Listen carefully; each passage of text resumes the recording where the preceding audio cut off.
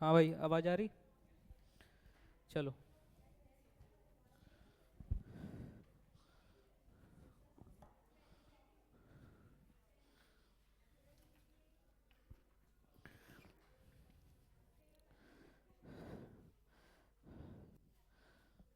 बैठ जा बैठ जा। वंदना बेटा, फोन रख लो।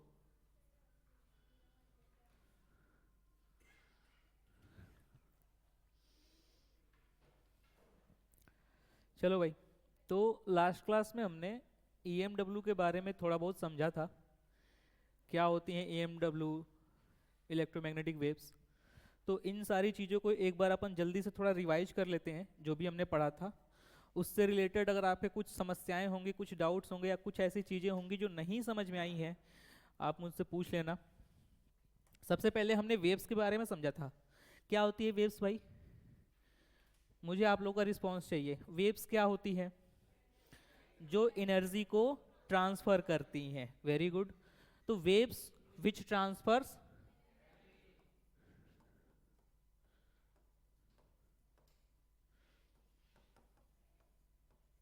ओके, कितने टाइप्स की वेव्स होती हैं अपने पास? कौन कौन सी? Mechanical and non mechanical. Mechanical waves क्या होती हैं? Which requires medium. और नॉन मैकेनिकल क्या होती हैं? जिनको चलने के लिए मीडियम की जरूरत नहीं होती हैं। मैकेनिकल वेव्स में मीडियम की जरूरत होती है, तो क्या चीज ऑसिलेट कर रहा होता है? हमको पता है कि वेव चलेगी तो कुछ ना कुछ ऑसिलेट करेगा। तो वैसे में क्या ऑसिलेट कर रहा होता है? मीडियम के पार्टिकल ऑसिलेट कर रहे होते हैं। और नॉन मैकेनिकल मैकेनिकल वेव में क्या ऑसिलेट कर रहा होता है? इलेक्ट्रिक फील्ड और मैग्नेटिक फील्ड। यहां तक कोई समस्या किसी को? ठीक है।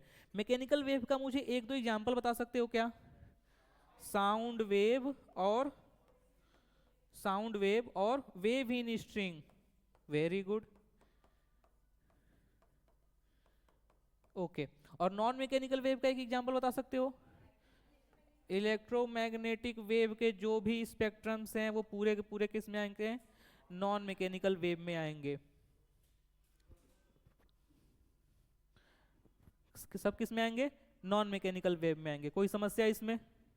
ठीक है। उसके बाद से जो ईएम वेव्स की जब डिस्कवरी हुई, तो उस डिस्कवरी को लेकर के लोगों ने बहुत सारी चीजों को खोजा। हमने रेडियो सिग्नल्स पाए, हमने माइक्रोवेव्स ओवेंस के पाए, उसके बाद से एक्सरेज को देखा, एक्सरेज को यूज किया हमने हड्डियों को जांच करने में, जब हड्डी वड्डी टूट जाती है तो ये सारी चीजें ईएमडब्ल्यू का डिस्कवरी के बाद की चीजें हैं। बट वो डिस्कवर कैसे हुई? तो इस काम को करने के लिए किसने काम किया था? मैक्सवेल ने काम किया था। मैक्सवेल लॉ कैसे बना? उन्होंने फेराडेज के लॉ को स्टडी किया। क्या था फेराडेज लॉ? जब भी किसी स्पेस में मैग्नेटिक फील्ड, या यूं बोले कि मैग्नेटिक फ्लक्स चेंज होता है, तो क्या क्या आता है? मैं यहां यहां पहले ही लिख दिया हूं। क्या चाहिए अपने को? सही फैराडेज लॉ। तो दो पॉइंट्स के बीच में क्या बनती है भाई? इलेक्ट्रिक फील्ड बनती है। Changing magnetic field produces electric field. कैसे electric field? Induced electric field. क्या ये पहले वाली जो हम लोग इलेक्ट्रोस्टैटिक में इलेक्ट्रिक फील्ड पढ़ रहे थे वैसी वाली इलेक्ट्रिक फील्ड है, या कुछ अलग है? अलग है। कैसे अलग है? क्या क्या प्रॉपर्टीज होती हैं इसकी? Non conservative in nature, close loop बनाती हैं, और चार्ज की वजह से नहीं आई हैं। किसकी वजह से आई हैं? मैग्नेटिक फील्ड के चेंज होने की वजह से। और हमारा जो सही फैराडेज लॉ था वो था close integration of E dot d r is equal to, बोलो, minus d phi B by. यही है सही फैराडेज लॉ।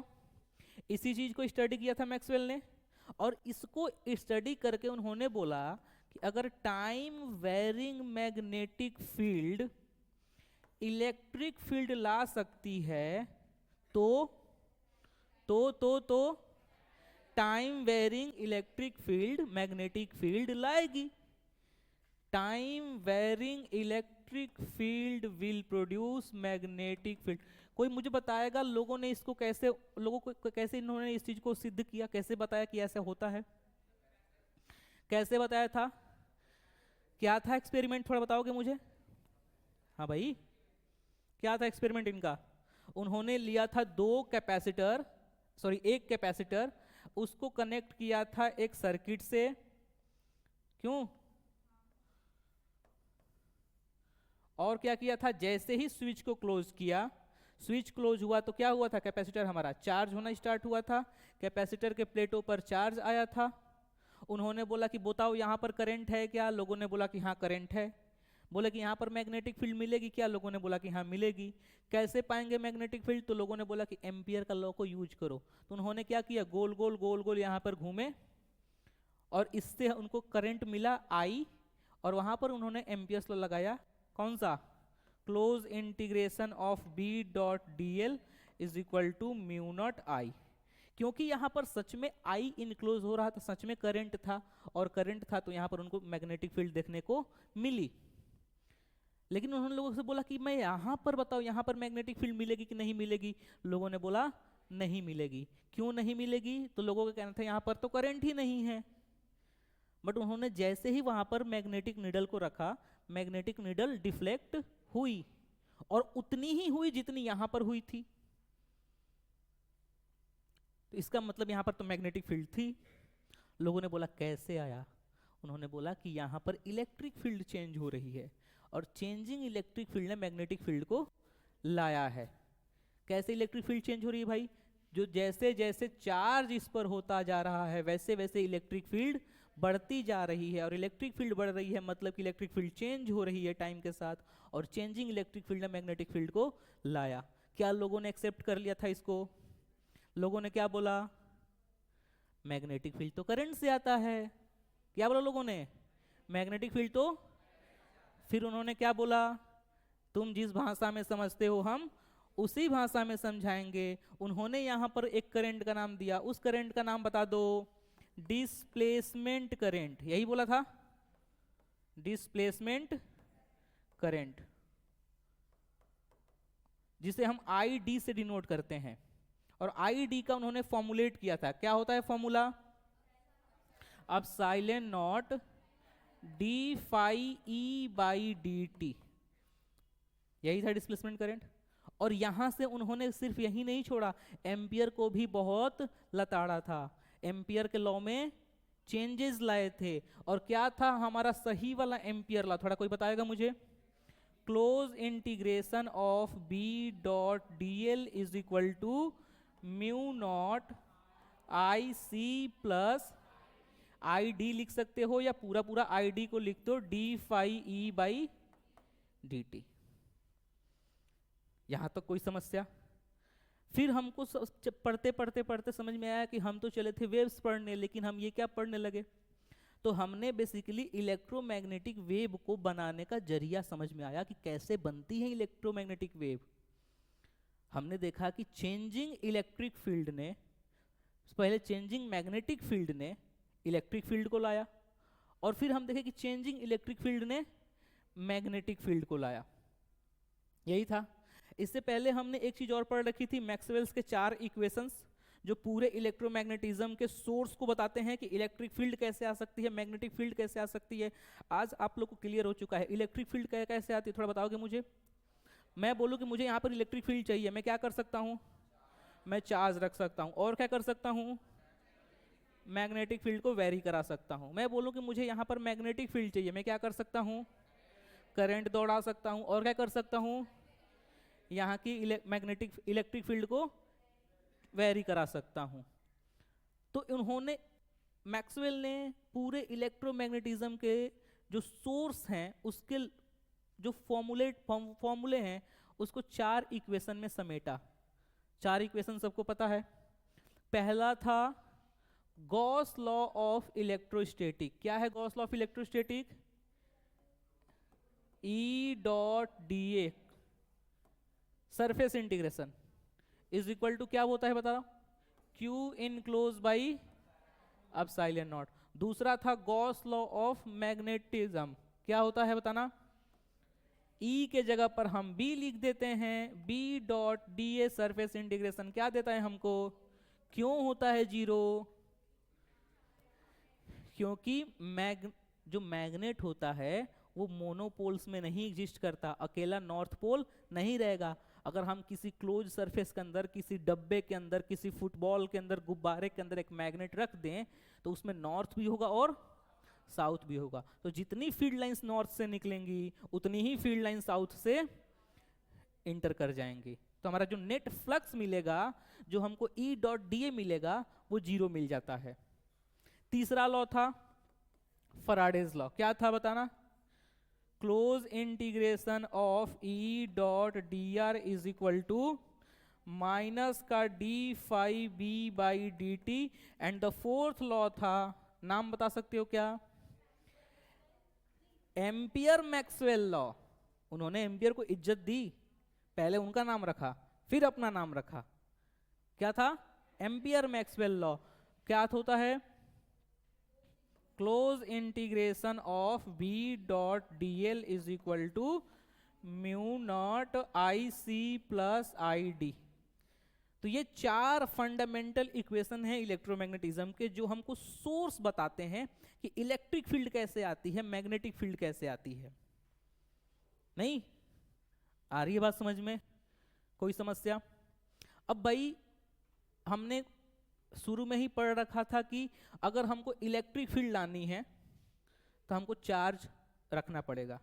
चार्ज अगर रेस्ट पर है तो इलेक्ट्रिक फील्ड आएगा, चार्ज अगर यूनिफॉर्म वेलोसिटी से चल रहा है तो इलेक्ट्रिक फील्ड और मैग्नेटिक फील्ड आएगा। लेकिन चार्ज अगर एक्सेलरेट कर रहा है तो electric field with magnetic field plus electromagnetic wave. Uniform velocity से चलने वाला चार्ज क्यों नहीं ला रहा था इलेक्ट्रोमैग्नेटिक वेव?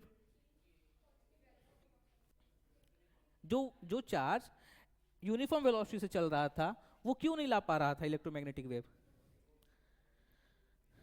एक चार्ज है यूनिफॉर्म वेलोसिटी से चल रहा है, एक चार्ज यूनिफॉर्म वेलोसिटी से चल रहा है, ठीक है, यूनिफॉर्म वेलोसिटी से चल रहा है। तो यहाँ वाली जो इलेक्ट्रिक फील्ड है, मान लो चार्ज यहाँ पर है तो पास में है कुछ इलेक्ट्रिक फील्ड है, लेकिन वो यूनिफॉर्म वेलोसिटी से चल रहा है तो यहाँ पे इलेक्ट्रिक फील्ड तो चेंज हो रही है, इलेक्ट्रिक फील्ड तो चेंज हो रही है। और चेंजिंग इलेक्ट्रिक फील्ड तो मैग्नेटिक फील्ड आती है ना। तो जब मैग्नेटिक फील्ड आ गई, इलेक्ट्रिक फील्ड ने मैग्नेटिक फील्ड को ला दिया, तो यहाँ पे EMW क्यों नहीं जनरेट हो पा रही है? जो चेंज हो रहा है उसका रेट जो है कांस्टेंट है, और अगर रेट कांस्टेंट है, चेंज होने का जो रेट है वो कांस्टेंट है, तो ऐसे में जो मैग्नेटिक फील्ड मिलेगी, भाई देखो यहां पर मैग्नेटिक फील्ड कौन ला रहा है? Electric field. और इलेक्ट्रिक फील्ड के चेंज होने से जो मैग्नेटिक फील्ड आती है उसको हम डिस्प्लेसमेंट करंट से भी बताते हैं। नहीं, इलेक्ट्रिक फील्ड के चेंज होने से जो मैग्नेटिक फील्ड आती है उसको उन्होंने कैसे एक्सप्लेन किया था? डिस्प्लेसमेंट करंट से एक्सप्लेन किया था। तो अगर मुझे यहाँ की मैग्नेटिक फील्ड को देखना होगा तो मैं देखूंगा कि डिस्प्लेसमेंट करंट जो है वो चेंज हो रहा है कि नहीं। अगर डिस्प्लेसमेंट करंट चेंज नहीं हो रहा है इसका मतलब कि मैग्नेटिक फील्ड चेंज नहीं होगी। और डिस्प्लेसमेंट करंट को हम कैसे लिखते हैं? Epsilon naught d phi by D t. Phi है इलेक्ट्रिक फील्ड वाला, इलेक्ट्रिक फील्ड को क्या लिख सकता हूँ? डी फाई को E into A upon d t. Area तो कांस्टेंट है, एरिया को बाहर निकाल दो, तो आई डी बराबर epsilon naught A, area constant, epsilon naught constant, और d E by D t electric field का चेंज होने का रेट कांस्टेंट, क्योंकि यूनिफॉर्म वेलोसिटी से चल रहा है। ये बात सबके पल्ले पड़ रही है। तो ये कांस्टेंट, ये कांस्टेंट, ये कांस्टेंट, तो करंट कांस्टेंट। और अगर करंट कांस्टेंट तो हमको पता है कि B डॉट डी एल अगर हमको मिलना है तो ये हो जाएगा mu not I D. Mu naught तो पहले से ही कांस्टेंट है, आई डी भी कांस्टेंट हो गया, तो हमको जो मिलने वाली मैग्नेटिक फील्ड होगी वो भी कांस्टेंट। तो इलेक्ट्रिक फील्ड तो वेरी की, इलेक्ट्रिक फील्ड के वेरी करने से मैग्नेटिक फील्ड आई, लेकिन मैग्नेटिक फील्ड इतनी कैपेबल नहीं थी कि वो इलेक्ट्रिक फील्ड को दोबारा जनरेट कर सकें, क्योंकि दोबारा इलेक्ट्रिक फील्ड जनरेट करने के लिए इस मैग्नेटिक फील्ड को चेंज होना होगा, क्योंकि changing magnetic field produces electric field. नहीं आ रहा है? यहां तक चीजें क्लियर है सबको? तो ये हमारा वो था। तो उसके लिए हमने क्या किया? चेंजिंग मैग्नेटिक फील्ड आने के लिए हमने चार्ज को एक्सेलरेट कराया। जब हमने चार्ज को एक्सेलरेट कराया तो ऐसे में हमारा ये पूरा टर्म तो कांस्टेंट रहेगा, लेकिन D E by D T constant नहीं रहेगा। नहीं समझे? इलेक्ट्रिक फील्ड का चेंज होने का जो रेट होगा dE/dt वो कांस्टेंट नहीं रहेगा। अगर ये कांस्टेंट नहीं रहा तो हमारा ID भी कांस्टेंट नहीं रहेगा, ID कांस्टेंट नहीं रहेगा तो हमारा मैग्नेटिक फील्ड कांस्टेंट नहीं रहेगी, यानी कि मैग्नेटिक फील्ड वेरी करेगी। और एक बार चेंजिंग इलेक्ट्रिक फील्ड ने चेंजिंग मैग्नेटिक फील्ड को बना दिया तो फिर ये प्रक्रिया चलती रहेगी। हमने देखा था कैसे चेंजिंग इलेक्ट्रिक फील्ड ने चेंजिंग मैग्नेटिक फील्ड को बनाया था, और चेंजिंग मैग्नेटिक फील्ड ने इस अपने काज को अपोज करने के लिए एक निगेटिव इलेक्ट्रिक फील्ड को चेंजिंग बनाया था, और फिर इस चेंजिंग ने एक मैग्नेटिक फील्ड को बनाया था, फिर इसने इसको अपोज करने के लिए एक मैग्नेटिक फील्ड को बनाया था। तो इस तरह से वेव चलती चलती चलती चलती चली गई, और ये जो वेव फॉर्म हुआ, और इसी फॉर्मेशन ऑफ वेव को हम क्या बोलते हैं? Electromagnetic wave. ये एक ऐसी वेव होती है जो वैक्यूम में भी चल सकती है, वहां पर ऑसिलेट करने के लिए पार्टिकल नहीं होते, लेकिन इलेक्ट्रिक फील्ड और मैग्नेटिक फील्ड होती है। बोलो यहां तक कोई समस्या? तो EMW का फॉर्मेशन तक सबको आ गया समझ में, कैसे EMW फॉर्म हुई थी। अब आगे बात करते हैं कुछ प्रॉपर्टीज ऑफ इलेक्ट्रोमैग्नेटिक वेव। ठीक है, इलेक्ट्रोमैग्नेटिक वेव की कुछ क्या प्रॉपर्टीज होती हैं, हमें इनको समझना है। ठीक है भाई, हमने बताया था कि जो इंड्यूस्ड इलेक्ट्रिक फील्ड आती है मैग्नेटिक फील्ड के चेंज होने से, वो induced electric field magnetic field से कितना एंगल बनाती है? परपेंडिकुलर होती है। यानी कि मैग्नेटिक फील्ड और इलेक्ट्रिक फील्ड दोनों एक दूसरे के परपेंडिकुलर ऑसिलेट कर रही होती हैं, और वेव इन दोनों के परपेंडिकुलर चल रही होती है। मैं एक तुमको डायग्राम दिखाता हूं, ये देख रहे हो? This is electric field and this is what? Magnetic field. और वेव कैसे प्रोपोगेट कर रही है? इन दोनों के परपेंडिकुलर। ये इलेक्ट्रिक फील्ड, ये इलेक्ट्रिक फील्ड, ये मैग्नेटिक फील्ड, ऐसे ऐसे ऐसे ऐसे, और वेव आगे चलती जा रही है। यहाँ तक चीजें क्लियर थी? तो हम इससे क्या समझते हैं? पहली प्रॉपर्टी है हमारी कि जब भी इलेक्ट्रोमैग्नेटिक वेव प्रोपोगेट होती है, उसमें जो इलेक्ट्रिक फील्ड होती है वो परपेंडिकुलर होती है मैग्नेटिक फील्ड की, और इन दोनों जो ये होती हैं वो सी के परपेंडिकुलर होती हैं, यानी कि वेव प्रोपोगेशन के। कोई समस्या? अच्छा, जानते हो वेव जो होता है ना, वेव जैसे हम पढ़ रहे थे mechanical wave and non mechanical wave, तो पार्टिकल के ऑसिलेशन के डायरेक्शन के हिसाब से वेव को दो कैटेगरी में बांटा गया है। एक होती है ट्रांसवर्स वेव और एक होती है लॉन्गिट्यूडनल वेव। पता है सबको ट्रांसवर्स वेव क्या होती है बेटा? Transverse wave, okay, transverse wave वो वेव होती हैं जिनमें पार्टिकल का जो ऑसिलेशन होता है वो वेव प्रोपगेशन के परपेंडिकुलर होता है। जैसे पानी में एक कॉर्क का टुकड़ा रखो, कोई भी फोम वगैरह का, और तुम एक पत्थर मारोगे, उसमें जो वेव डेवलप होगी पानी में वो कैसे चलती है? मान लो तुमने यहाँ पे कॉर्क का टुकड़ा है, तुमने पत्थर मारा, अब बताओ वेव कहाँ चलेगी? आगे बढ़ेगी।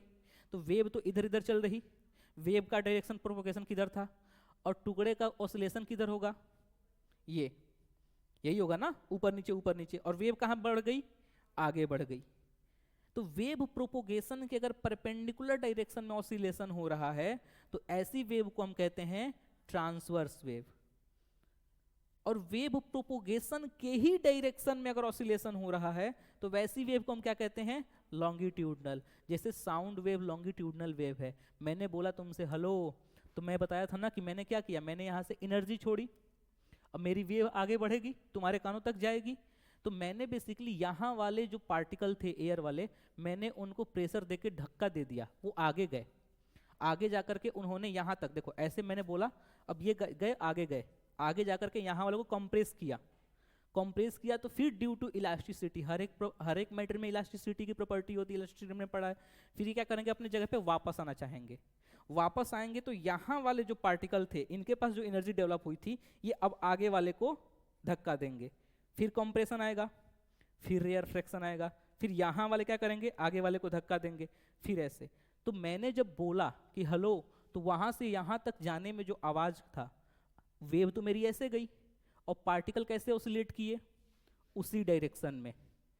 नहीं, पार्टिकल कहाँ ऑसिलेट किए?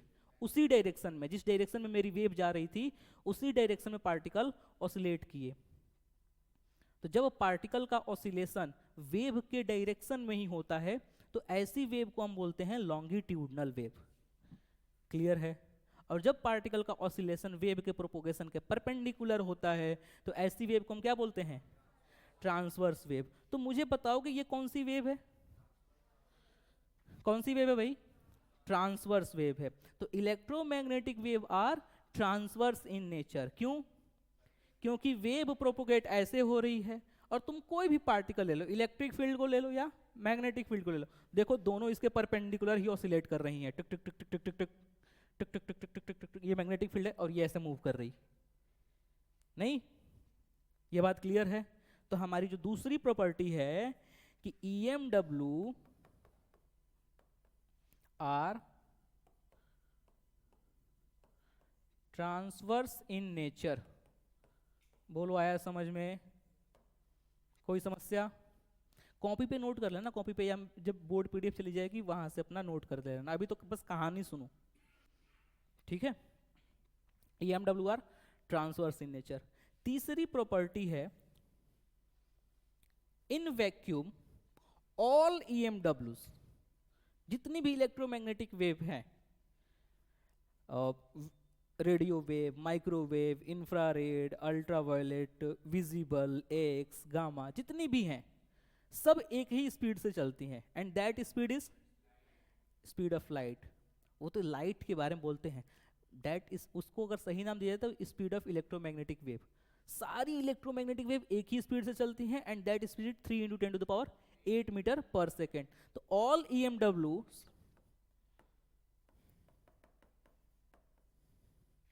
travels with the same speed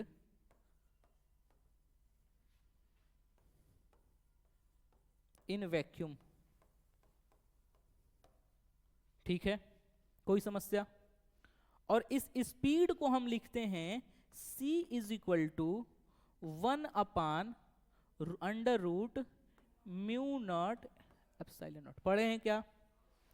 और यही अगर EMW कोई मीडियम में चली जाए, वैक्यूम में नहीं, किसी मीडियम में, कोई भी मीडियम हो सकता है, तो वही मैं C मीडियम को मैं लिखूंगा, बता सकते हो क्या? 1/√, में बोलो μm ε m, where μm is permeability of the medium and ε is permittivity of the medium। कोई समस्या? ये सारी चीजें क्लियर थी? ओके।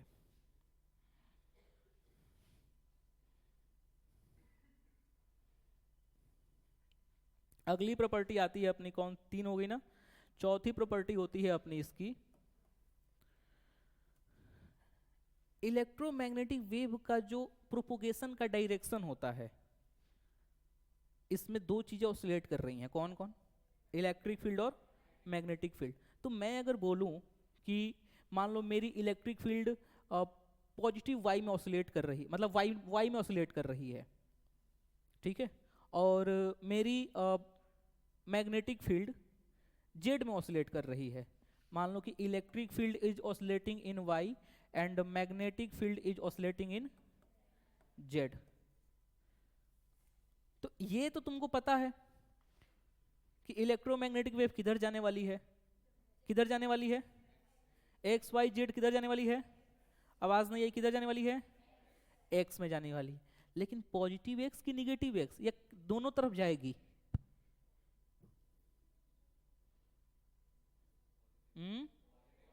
कैसे पता किए तुम? हाँ, इलेक्ट्रिक फील्ड और मैग्नेटिक फील्ड का भी डायरेक्शन पॉजिटिव है, तो वो पॉजिटिव में जाएगी।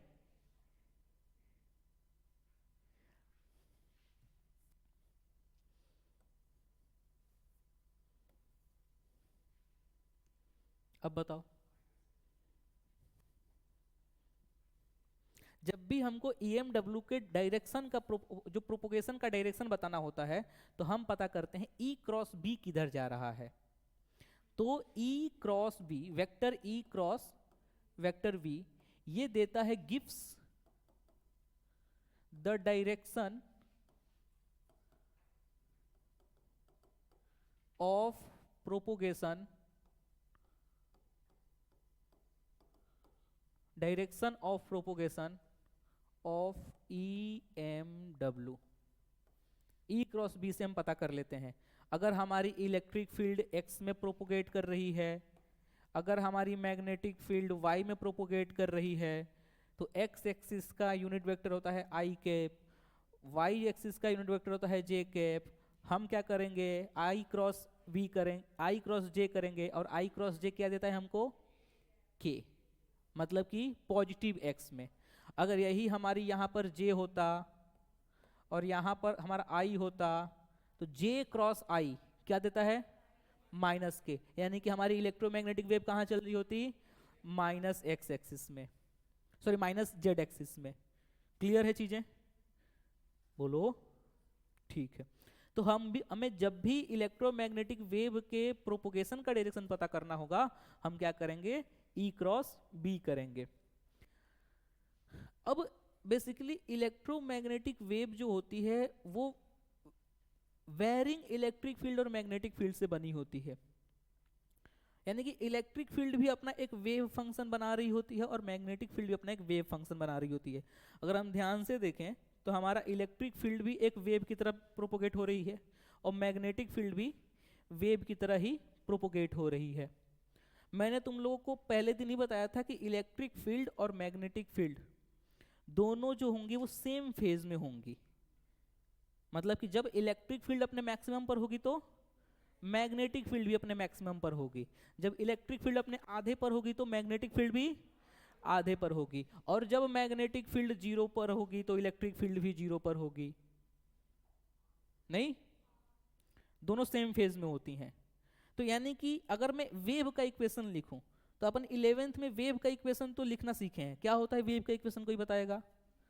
y is equal to A sine omega T plus phi, और फाई को अपन के एक्स भी लिखते हैं, जिससे कि हमको पता चलता है कि हमारा कोई भी पार्टिकल एक्स डिस्टेंस वाला वो कितना मीन पोजीशन से ऊपर या नीचे है। जैसे मैं अगर तुमको वेव के बारे में थोड़ा सा आइडिया दूं तो हम वेव के इक्वेशन को लिखते हैं y इज इक्वल टू, समझना, ए साइन ओमेगा टी प्लस या माइनस के एक्स, या के एक्स प्लस या माइनस ओमेगा टी। थोड़ा सा इसके बारे में स्टडी कर लेते हैं कि ये होता क्या है वेव का इक्वेशन। वेव कैसे फॉर्म होती है? जब मीडियम के बहुत सारे पार्टिकल एसएचएम कर रहे होते हैं, सिंपल हार्मोनिक मोशन कर रहे होते हैं, टुक टुक टुक टुक टुक टुक टुक टुक टुक टुक टुक टुक ऐसे मोशन कर रहे हैं, सिंपल हार्मोनिक। इंडिविजुअल पार्टिकल को देखोगे तो वो ऐसे ऐसे ऐसे ऑसिलेट कर रहा है, लेकिन सब कर रहे हैं और इस वजह से एक वेव का फॉर्मेशन हो रहा है। नहीं, मान लो कि तुमने क्या किया कि लाइन से 100-150 लोग हैं, ठीक है, और सब अलग अलग ऐसे, मतलब एक ऐसे कुछ इस तरह से बैठे हैं, कोई बैठा है, कोई थोड़ा सा उठा हुआ है, कोई थोड़ा और उठा हुआ है, कोई एकदम खड़ा है, फिर थोड़ा सा नीचे है, और तुमने एक ही बार स्टार्ट किया कि चलो सब उठक बैठक करो, तो कोई उठ रहा होगा, कोई बैठ रहा होगा, फिर कोई उठ रहा होगा, कोई बैठ रहा होगा, कोई उठ रहा होगा, कोई बैठ रहा होगा, तो तुमको क्या देखने को मिलेगा? एक वेव फंक्शन देखने को मिलेगा। लेकिन अगर मैं किसी एक को देखूंगा तो वो क्या कर रहा है? एसएचएम कर रहा है। तो ये हमारा जो ये है, ये इक्वेशन है वेव का। उसी तरह से तुम समझो कि मान लो कि मेरे सामने कोई वेव चल रही है, तो ये जो दिखाता है ना, ये ऐसे वाला, ये बेसिकली बता रहा होता है कि किसी भी टाइम पर, मान लो मेरे पास यहाँ पे भी पार्टिकल था, यहाँ पे भी पार्टिकल था, यहाँ पे भी पार्टिकल था, ये भी पार्टिकल, ये भी पार्टिकल, ये भी पार्टिकल, ये भी पार्टिकल, तो वो ये बताता है कि यहाँ वाला जो पार्टिकल था वो अभी यहाँ पर है, ये वाला जो पार्टिकल था वो यहाँ पर है, ये वाला यहाँ पर, ये वाला यहाँ पर, यहाँ वाला ऊपर से भी नीचे आया है, अब ये कहाँ जाएगा? फिर नीचे जाएगा। आ रही बात समझ में? तो हर एक पार्टिकल अपना एसएचएम कर रहा होता है। तो इस वेव के इक्वेशन में ये जो ए है, ए, ये क्या है? एम्पलीट्यूड है। एम्पलीट्यूड क्या होता है? कोई भी पार्टिकल, कोई भी, ये कोई भी मैक्सिमम कितना ऊपर या नीचे जा सकता है, इसे कहते हैं हम ए। कोई समस्या? साइन का फंक्शन है क्योंकि साइनसोइडल वेव चल रही है अपनी। ये y क्या बता रहा है? y क्या बता रहा है? y हमको ये दिखाता है, सुनो, वेव का जो इक्वेशन है, अगर अपन वेव के इक्वेशन को अच्छे से समझ लेंगे तो हम अन्य सारी चीजें को बहुत इजीली समझ पाएंगे। जो हमने इक्वेशन लिखा है ना बेटा, y is equal to A sine omega T plus K X, इसमें y हमको ये बता रहा है कि कहीं पर भी वेव किधर चल रही है, x एक्सिस में, तो कहीं पर भी x डिस्टेंस पर, मान लो मैंने ये ओरिजिन था, मैंने बोला कि सुनो सुनो, ये एक वेव का फंक्शन है, एक वेव चल रही है और मुझे बताओ कि x is equal to 5 centimetre पर, x इज इक्वल टू 5 बता दो, कोई यहाँ पर कहीं यहाँ पर हो सकता है। x is equal to 5 centimetre पर 2 सेकेंड पर ये वाला पार्टिकल कहां पर है, ऊपर है कि नीचे है, और ऊपर है तो कितना ऊपर है, नहीं समझे? ये जो इक्वेशन है ना, ये बेसिकली किसी भी इंडिविजुअल पार्टिकल के पोजीशन को बताता है। कि वेव का इक्वेशन दे दिया, सब लोग ऐसे ऐसे ऐसे, ऐसे उठक बैठक कर रहे हैं, मैं बोला कि सुनो, शुरू से 10वां लड़का बताना 10 सेकंड पर कहां था। शुरू से वहां से शुरू हुआ है, 100 लड़के लाइन से खड़े हैं, सब उठक बैठक कर रहे हैं, सब उठक बैठक कर रहे हैं। मैंने किसी को बोला सुनो सुनो, देखना शुरू से 5वां लड़का, शुरू से 5वां लड़का 3 सेकंड पर क्या कर रहा है, तो तुम बताओगे कि सर शुरू से 5वां लड़का ना अपने मीन पोजीशन से 3 सेंटीमीटर उठ गया था। तो ये जो अपने मीन पोजीशन से, मान लो कि ये वाला लड़का था, वो 5वां लड़का, तो मीन पोजीशन से कितना ऊपर था, अपने यहां पर था। या शुरू से 6ठा लड़का कहां पर था मीन पोजीशन से, यहां पर था, अब ये और ऊपर उठता, तो ये जो आ रहा है ना, ये y आ रहा है कि अपने मीन पोजीशन से कितना ऊपर या कितना नीचे है किसी पार्टिकुलर टाइम पर, किसी पार्टिकुलर कोई पार्टिकुलर डिस्टेंस वाला पार्टिकल। ये बात क्लियर हो रही है सबको, नहीं आ रही? भाई देखो मैं बताऊं, इलेक्ट्रोमैग्नेटिक वेव पहली क्लास भी हुई थी, ये आज अपनी दूसरी क्लास है, पहली क्लास भरी हुई थी, दूसरी क्लास खाली है। इसके पीछे का रीज़न बहुत सिंपल है कि ये जो चैप्टर्स होते हैं ना, आप कहीं से भी पढ़ना, आपको बहुत कम पल्ले पड़ेंगे। इसको समझने के लिए थोड़ा सा अपने दिमाग को खोल के बैठना रहता है, ठीक है? मतलब बहुत बड़ा चैप्टर नहीं होता, होता है ना कि छोटा बम बड़ा धमाका, वैसे वाले चैप्टर्स हैं ये। नहीं पढ़ते हैं भाई, पल्ले बिल्कुल नहीं पढ़ते हैं अगर आप उस कहानी को एंजॉय नहीं करोगे तो। ये वेव समझ में आया? वेव का इक्वेशन क्या बताता है? सिमिलरली हमारी जो इलेक्ट्रोमैग्नेटिक वेव है, ओ भाई, सिमिलरली हमारी जो इलेक्ट्रोमैग्नेटिक वेव है उसमें इलेक्ट्रिक फील्ड भी वेव बना रही थी और मैग्नेटिक फील्ड भी वेव बना रही थी। तो क्या इन दोनों का अपना एक इंडिविजुअल इक्वेशन हम लिख सकते हैं? अगर मैं इलेक्ट्रिक फील्ड का इक्वेशन लिखना चाहूं तो मैं लिखूंगा E is equal to E naught sine, बोलो, ओमेगा टी प्लस या माइनस के एक्स, सिंपल। और मैग्नेटिक फील्ड का इक्वेशन लिखना चाहूं तो B is equal to B naught sine, क्या ये चीज सेम रहेगी या अलग रहेगी? मैग्नेटिक फील्ड के लिए क्या मैं इस चीज को सेम सेम उतार दूं या कुछ अलग लिखूं? क्योंकि इलेक्ट्रिक फील्ड तो ऐसे ऐसे ऑसिलेट कर रही थी, मैग्नेटिक फील्ड तो ऐसे ऐसे ऑसिलेट कर रही है, तो वो सेम रहेगा या अलग रहेगा?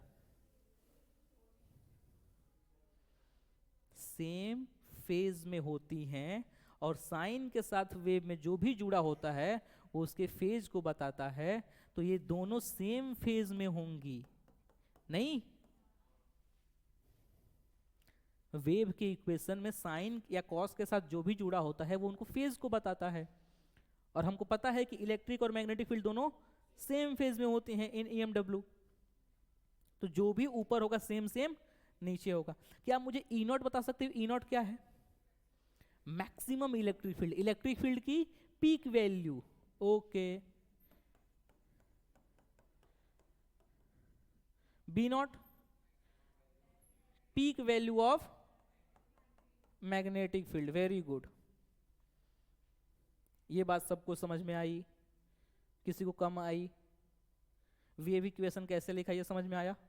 पक्का? यहां से दो चीजें हम आपको बताते हैं। यहां से भी हम इलेक्ट्रोमैग्नेटिक वेव के स्पीड को बता सकते हैं, एंड दैट इलेक्ट्रोमैग्नेटिक वेव की speed is given by c is equal to E naught by B naught. ठीक है, एक काम की बात और, हालांकि हम जो डायग्राम बनाते हैं और इस डायग्राम में हम जितनी बड़ी इलेक्ट्रिक फील्ड दिखा रहे हैं उतनी ही बड़ी मैग्नेटिक फील्ड को भी दिखा रहे हैं, जितना बड़ा एम्पलीट्यूड इलेक्ट्रिक फील्ड का दिखा रहे हैं उतना ही लगभग एम्पलीट्यूड हम मैग्नेटिक फील्ड का भी दिखा रहे हैं। लेकिन रियलिटी में जब EMW चलती है तो इलेक्ट्रिक फील्ड मैग्नेटिक फील्ड के सामने कई गुना ज्यादा बड़ी होती है। मैग्नेटिक फील्ड इतनी सी होती है एकदम, मतलब हाथी और चींटी, लेकिन होती है। नहीं समझे? इलेक्ट्रिक फील्ड कई गुना ज्यादा बड़ी होती है in comparison of magnetic field. बोलो, आ रहा है समझ में?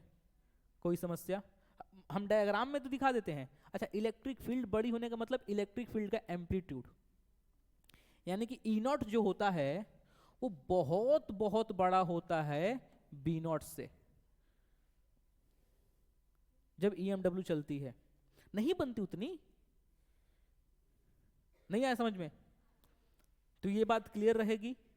और EMW की स्पीड को अपन लिखते हैं क्या? ई नॉट बाई बी नॉट। यहां तो कोई समस्या? चलो भाई आगे बढ़ते हैं अपन और बात करते हैं energy density of the both field. क्योंकि हम जो पढ़ने आए थे वो वेव पढ़ने आए थे। हम क्या पढ़ने आए थे? वेव। और वेव क्या होता है? जो एनर्जी को ट्रांसफर करता है। तो भाई पूरी बात कर लिए तो एनर्जी की बात करनी पड़ेगी ना। कितनी एनर्जी लेकर के आए तुम, ये बतानी पड़ेगी ना। तो एक एक करके एनर्जी निकालते हैं और फिर देखते हैं कि टोटल एनर्जी कितनी आई हमारे पास। इलेक्ट्रिक फील्ड द्वारा पर यूनिट वॉल्यूम में, अपन डेंसिटी की बात करेंगे। डेंसिटी, एनर्जी डेंसिटी कैसे बताते हैं? यूनिट वॉल्यूम में, सब में V से डिवाइडेड होता है। इलेक्ट्रिक फील्ड द्वारा यूनिट वॉल्यूम में स्टोर एनर्जी का फॉर्मूला हमने कैपेसिटर में पढ़ा था। क्या होता है? हाफ, बोलो भाई, हाफ CV स्क्वायर। ये तो टोटल एनर्जी है। Energy density half epsilon not E square. पढ़े हैं क्या? सबने पढ़ा है? नहीं याद है?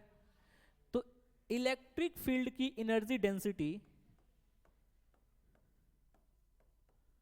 इलेक्ट्रिक फील्ड की एनर्जी डेंसिटी जो होती है उसको अपन लिखते हैं half epsilon not E square, यही लिखते हैं। लेकिन EMW में कांस्टेंट E रहती है या चेंजिंग E रहती है? चेंजिंग E रहती है। और बताना हमको थोड़ा सा, चेंजिंग E रहती है। अभी अपन ने AC भी पढ़ा है। जब भी किसी वेरिएबल चीज की एनर्जी निकालनी होती है हम उसकी RMS की बात करते हैं। तो मैं तुमको उतना नहीं दिक्कत दूंगा, अपन डायरेक्ट RMS पर आ जाएंगे क्योंकि हमने AC पढ़ रखा है। हम सीधा सीधा यहाँ पर E की वैल्यू रखेंगे। इलेक्ट्रिक फील्ड में E की वैल्यू बता सकते हो क्या? EMW में E की वैल्यू कितनी होती है? EMW में E की वैल्यू कितनी होती है भाई? E not sine omega t plus या माइनस kx, यही होती है ना। तो बताओ, half epsilon not E not sine omega t plus या माइनस kx इसका स्क्वायर।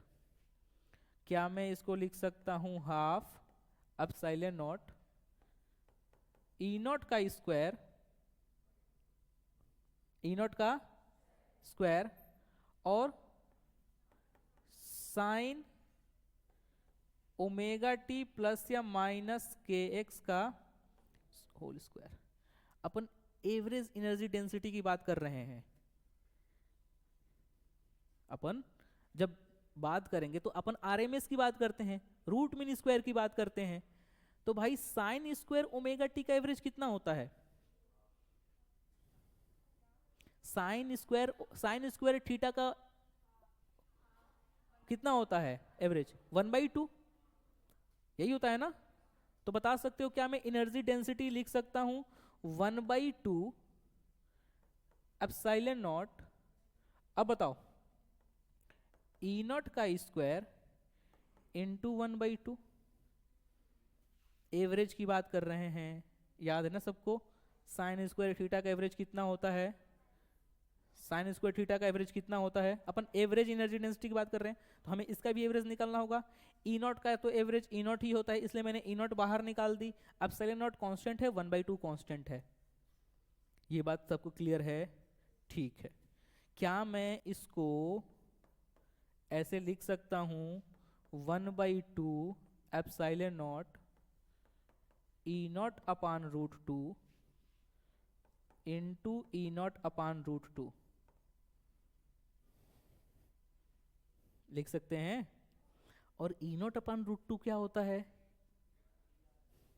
भाई? I is equal to I naught sine omega t में आई नॉट अपान रूट 2 को क्या लिखते थे? I R M S. तो E naught upon root 2, peak value upon root 2 को क्या लिखोगे? साइनोसोडियल ग्राफ है ना, साइन का फंक्शन बना रहा है ना, तो ई नॉट अपान रूट 2 क्या लिखेंगे अपन? E R M S. तो बता सकते हो एनर्जी डेंसिटी इलेक्ट्रिक फील्ड की कितनी आई? बताओ। Half epsilon naught E R M S का whole square. This is energy density of electric field. बोलो, आया समझ में? ये समझ में आया सबको? कोई समस्या नहीं? चलो आगे बढ़ते हैं, मैग्नेटिक फील्ड वाला निकालते हैं। हाँ बोलो बोलो, पीछे वाला आया समझ में? चलो बताओ, मैग्नेटिक फील्ड की एनर्जी कितनी स्टोर होती है? भाई average magnetic field energy density कितनी होती है? पढ़े हैं क्या अपन? कितना होता है बता सकते हो? वो टोटल एनर्जी स्टोर होती है भाई। एनर्जी डेंसिटी की बात कर रहे हैं जिसमें वॉल्यूम से डिवाइड करोगी। B square upon 2 mu naught, पढ़े हैं क्या? नहीं पढ़े हैं? भूल गए? चलो मैं थोड़ा सा हिंट दे देता हूं। अपनी एनर्जी स्टोर होती है हाफ एल आई स्क्वायर, ठीक है? कोई समस्या? अब यहां पर हाफ, अब मान लो कि तुम्हारे पास ये तो तुम्हारी टोटल एनर्जी है। हमें क्या चाहिए? Energy density. एनर्जी डेंसिटी के लिए अपन लिखेंगे यहां पर एल किसका? मान लो कि कोई हमारे पास एक सोलेनॉइड है, सोलेनॉइड की कुछ लेंथ है एल, ठीक है? और उसका क्रॉस सेक्शन एरिया कुछ मान लो, तो अपन उसमें डिवाइड करेंगे उससे, ए इंटू एल से करेंगे ना? तो बता दो भाई कितना होगा? अगर एनर्जी डेंसिटी की बात करें, एनर्जी डेंसिटी की बात करें तो एनर्जी डेंसिटी कितनी हो जाएगी अपनी यहां पर? Half L I square into 1 upon L into A, यही होगी। ए एल, मान लो कि मेरे पास एक कोई सोलेनॉइड था और उस सोलेनॉइड की लेंथ एल थी, इसका क्रॉस सेक्शन ए था, तो इसका पूरा वॉल्यूम कितना होगा? ए एल होगा। और पूरी एनर्जी में मैं अगर ए एल यानी कि वॉल्यूम से डिवाइड कर दूं तो मुझे एनर्जी डेंसिटी मिल जाएगी। अब भाई यहां पर है एल, एल क्या है? Self inductance, self inductance of solenoid कितना होता है?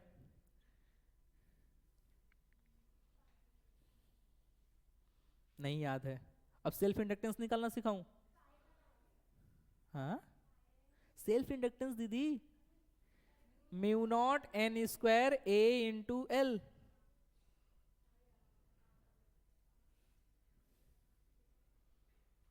नहीं पढ़े हो? रिवाइज कर लेना। तो यहां पर अपन सेल्फ इंडक्टेंस लिख लेंगे, ठीक है? अपन जब सेल्फ इंडक्टेंस लिख लेंगे कट पीट करके, हमको पूरा पूरा जो एनर्जी डेंसिटी मिलेगी वो एनर्जी डेंसिटी होती है B square upon 2 mu naught. बोलो याद रहेगा? अगर निकालना होगा तो कैलकुलेट करके निकाल लेना, नहीं तो रट लो। जैसे इलेक्ट्रिक फील्ड रट के बैठे हो ना, half epsilon naught E square, similarly इसको रट के बैठो B square upon 2 mu naught. कोई समस्या किसी को? ये याद रहेगा? चलो भाई बताओ बताओ। तो energy density for the magnetic field हो जाएगा हमारा कितना? B square upon 2 mu naught. कोई दिक्कत? बोलो।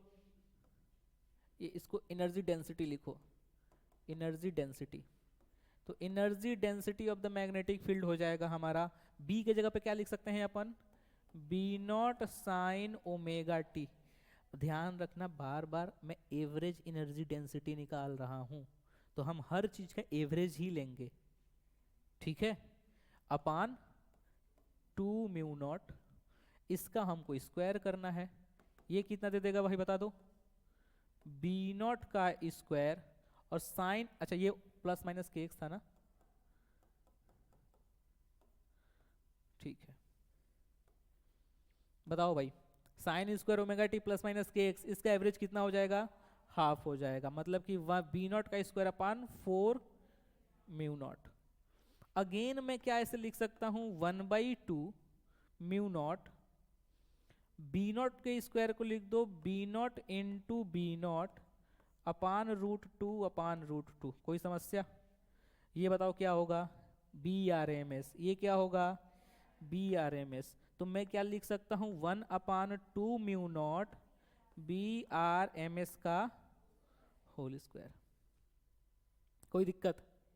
अच्छा, एक यहां पर भी एनर्जी अपने मिल गई थी। एनर्जी डेंसिटी का फॉर्मूला कभी कभी ये भी होता है, अगर आपको पीक वैल्यू के टर्म्स में दिया गया हो तो, अगर आपको आरएमएस के टर्म्स में दिया गया हो तो आप ये फॉर्मूला यूज करेंगे। सिमिलरली आप इलेक्ट्रिक फील्ड के साथ भी कर सकते हो। कहाँ पर आ गया था अपना? ये वाला 1/4 लगा करके कर सकते हैं। या तो अगर आपको पीक वैल्यू दिया गया है कि peak value of electric field इतनी है, तो आप सीधा सीधा ये फॉर्मूला लगाओगे। अगर आपको RMS value of electric field दी गई है तो आप ये वाला फॉर्मूला यूज कर लोगे। मुझे जानना ये था, मैंने बोला तुमसे कि इलेक्ट्रिक फील्ड की जो पीक वैल्यू होती है ई नॉट, और मैग्नेटिक फील्ड की जो पीक वैल्यू होती है, इन दोनों के बीच में कोई कंपैरिजन नहीं होता। इलेक्ट्रिक फील्ड बहुत बड़ी होती है मैग्नेटिक फील्ड के कंपेयर में। तो ये जो एनर्जी डेंसिटी आई है दोनों की, इसमें कौन बड़ा होगा कौन छोटा होगा, या दोनों बराबर होंगे, या क्या होगा? बुद्धि लगाओ। हाँ भाई, कौन बड़ा कौन छोटा?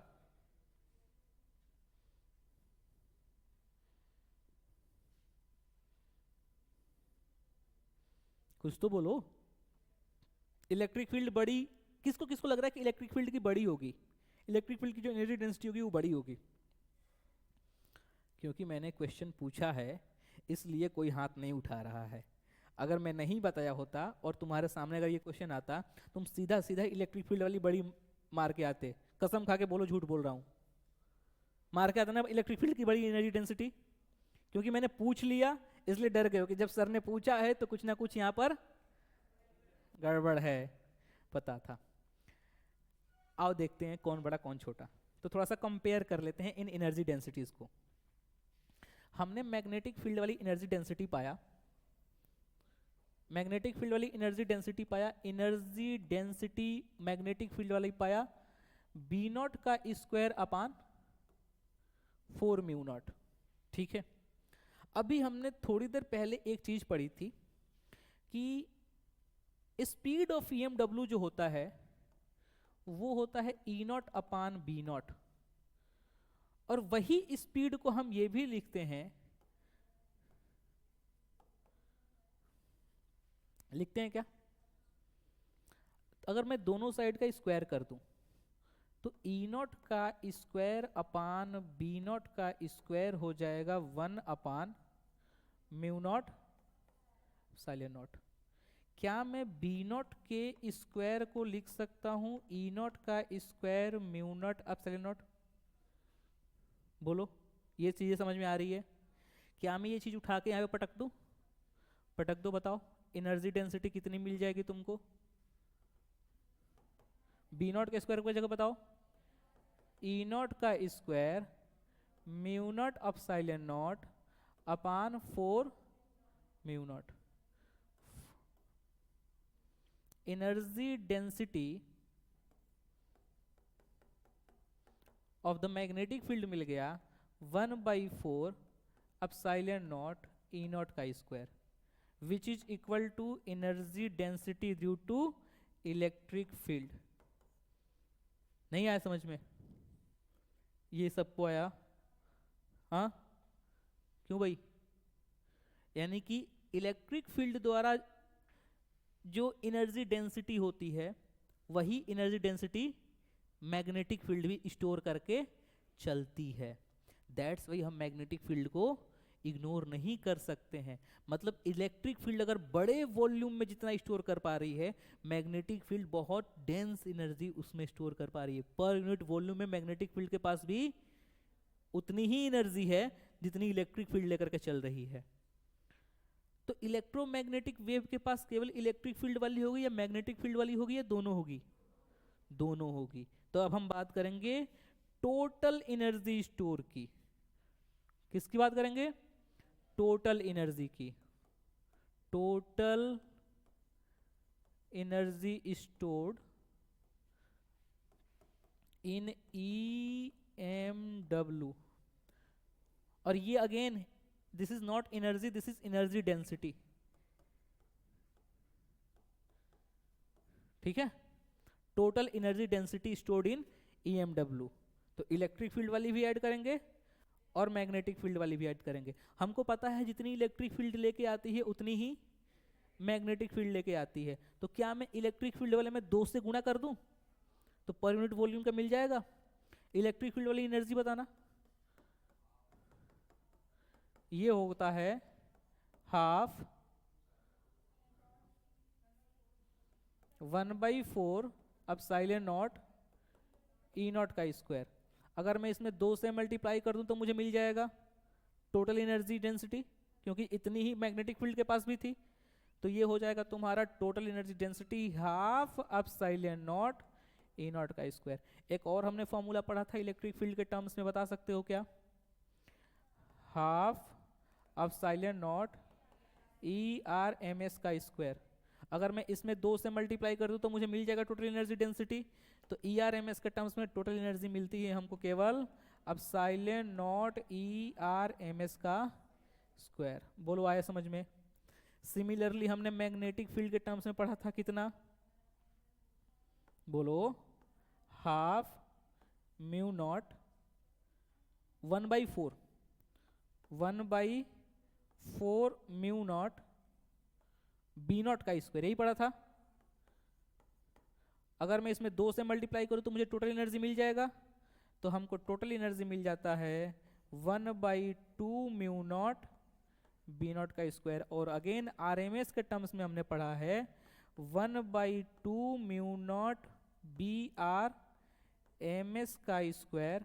अगर मैं 2 से मल्टीप्लाई कर दूं तो मुझे मिल जाता है कितना? BRMS का स्क्वायर अपान म्यू नॉट।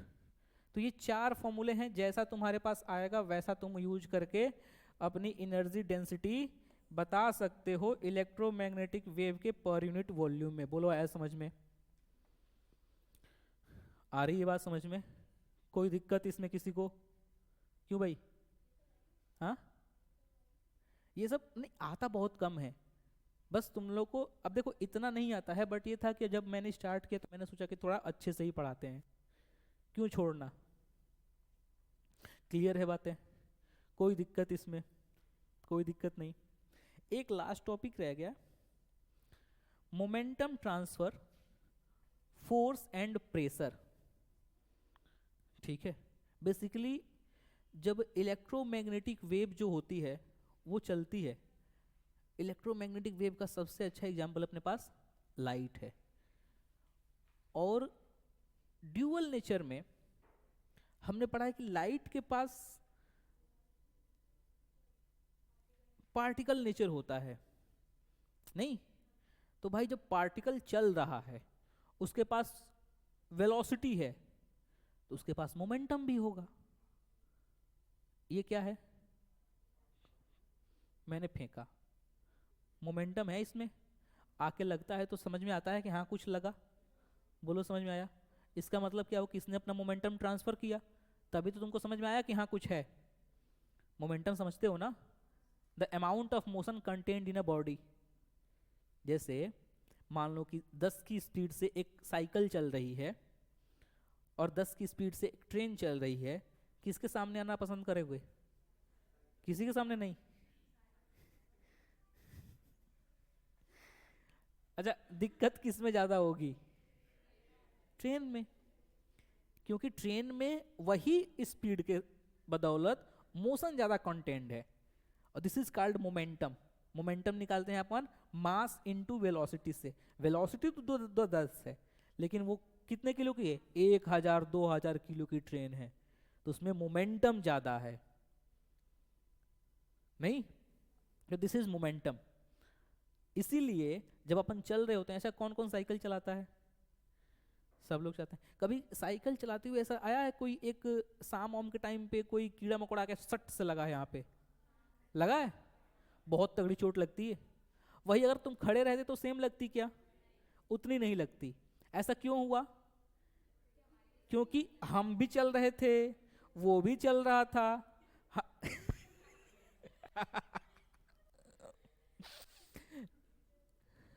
हम भी चल रहे थे, वो भी चल रहा था, रिलेटिव वेलोसिटी उसके पास ज्यादा मिल गई। मास तो उसका उतना ऐसा ही था, लेकिन वेलोसिटी ज्यादा हो गई, इसलिए उसका मोमेंटम ज्यादा हो गया, और मोमेंटम ज्यादा हो गया तो लगा तगड़ा। तो ये बात समझ में आ रही है कि जब भी कोई पार्टिकल, कोई मास चलता है तो उसके पास क्या होता है? मोमेंटम होता है। सिमिलरली जब लाइट चलती है तो लाइट के पास भी पार्टिकल है, जिसका नाम हम क्या रखे हैं? फोटोन। और उसके पास तो भाई तगड़ी वेलोसिटी है, सी वाली वेलोसिटी है, उसके पास भी क्या होता है? मोमेंटम होता है। तो क्या कभी ऐसा हुआ है कि मैंने तुमको ऐसे टॉर्च जलाया और तुमने बोला अरे सर सर लग गई, सर लग गई, सर देखो यहां निशान हो गया, सर आपने टॉर्च जला दिया? ऐसा हुआ है क्या? क्योंकि ये जो मोमेंटम होता है बहुत ही कम होता है उसके पास, ठीक है? बहुत ही कम होता है, बट मोमेंटम होता है। तो वही हम समझेंगे कि जब कोई लाइट चलती है, इलेक्ट्रोमैग्नेटिक वेव चलती है, तो वो कितना किसी सरफेस से टकरा करके मोमेंटम इंपार्ट करती है, कितना उसको मोमेंटम देती है, कितना उस पर फोर्स लगाती है और कितना प्रेशर लगाती है। भाई जब मोमेंटम लगेगा तो फोर्स भी लगेगा। मैंने इसको चला के मार दिया, तुम पे फोर्स लगाएगा ना, तो उसी तरह पार्टिकल भी फोर्स लगाएगा। और फोटोन थ्योरी में हमने पढ़ रखा है कि momentum imparted by the radiation P is equal to E by C. पढ़े हैं क्या? याद है फॉर्मूला? कैसे आता है? हमको पता है कि energy energy energy energy energy is equal to होता है एम सी स्क्वायर। पढ़ रखे हैं? अगर मैं दोनों साइड C से डिवाइड कर दूं भैया, तो बताओ क्या मिल जाएगा मुझे? m इंटू सी बराबर E by C. m is what? Mass of the particle. c is what? Velocity of the particle. और मास टाइम्स वेलोसिटी क्या होती है? मोमेंटम। तो मोमेंटम जो होता है वो E बाई सी होता है। बोलो आया समझ में? नहीं? यही अगर मोमेंटम को टाइम से डिवाइड कर दें, या मोमेंटम इंपार्टेड को टाइम से डिवाइड कर दें, तो according to Newton second law हमको फोर्स मिल जाता है। According to Newton second law क्या मिल जाता है हमको? फोर्स मिल जाता है। तो अगर तुम इसी P को T से डिवाइड कर दो, स्मॉल p को T से डिवाइड कर दो, तुमको क्या मिल जाएगा? तो इधर T से डिवाइड किया तो इधर भी तो करना पड़ेगा। और एनर्जी अपॉन टाइम क्या होता है? पावर। एनर्जी अपॉन टाइम क्या होता है? पावर। बोलो आया समझ में? और यही फोर्स को अगर मैं एरिया से डिवाइड कर दूं तो प्रेशर मिल जाएगा। तो फोर्स को अगर एरिया से डिवाइड कर दूंगा तो मुझे मिल जाएगा प्रेशर, और इधर ए से डिवाइड किया हूं तो इधर भी करना पड़ेगा। और पावर अपान एरिया क्या होता है? इंटेंसिटी। पढ़े हैं? पावर अपान एरिया क्या होता है? इंटेंसिटी। ये फॉर्मूले 4 बार चिल्लाएंगे। चलो बताओ, momentum E by C, force power by C, और pressure I by C. E by C, P by C, I by C, याद रहेगा? कोई समस्या किसी को? Momentum E by C, force और pressure I by C. Clear है? कोई समस्या? ये तब बात होती है जब हमारा जो सरफेस है, जिस सरफेस पर इलेक्ट्रोमैग्नेटिक वेव पड़ रही है, वो पूरा का पूरा इलेक्ट्रोमैग्नेटिक वेव को एब्जॉर्ब कर ले रहा है। पूरा का पूरा इलेक्ट्रोमैग्नेटिक वेव को क्या कर रहा है? तो दिस इज द कंडीशन। ये तीनों जो फॉर्मूले हैं, this all formulas are for total absorbing surface. Total absorbing surface. भाई देखो, मैंने यहां पर मोमेंटम बताया E बाई सी, फोर्स मैंने पावर बाई सी। फोर्स को कैसे निकला था? मोमेंटम को टाइम से डिवाइड किया। तो बेसिकली फोर्स हमारा मोमेंटम डिवाइडेड बाई टाइम होता है, change in momentum divided by time होता है। Change in momentum divided by time होता है। मान लो ये फोटोन है, इतना बड़ा नहीं होता। मान लो ये फोटोन है, इसके पास कुछ मोमेंटम है, ये आया इस सरफेस पे टकराया और मैंने इसको कैच कर लिया।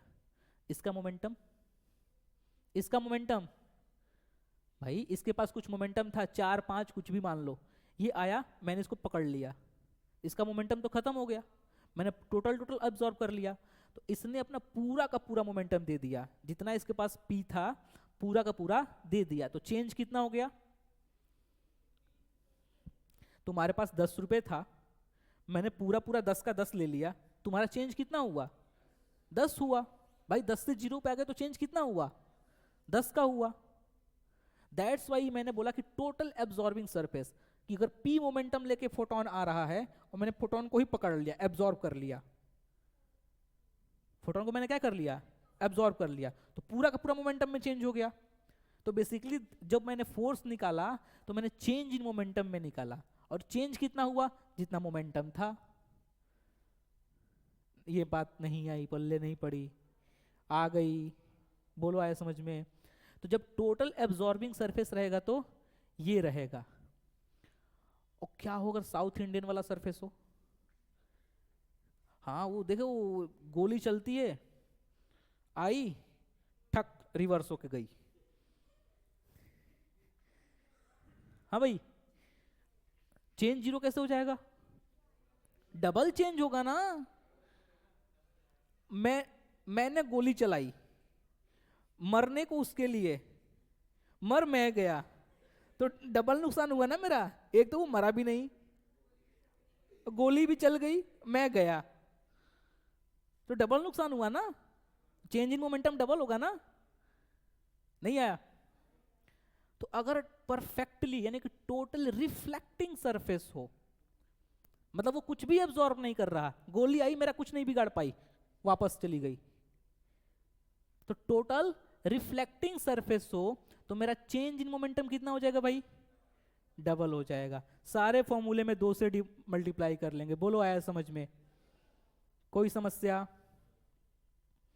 यहां पर हमारा इलेक्ट्रोमैग्नेटिक वेव जो होती है थ्योरेटिकली खत्म हो जाती है। थोड़ा सा एक चीज है, इलेक्ट्रोमैग्नेटिक स्पेक्ट्रम।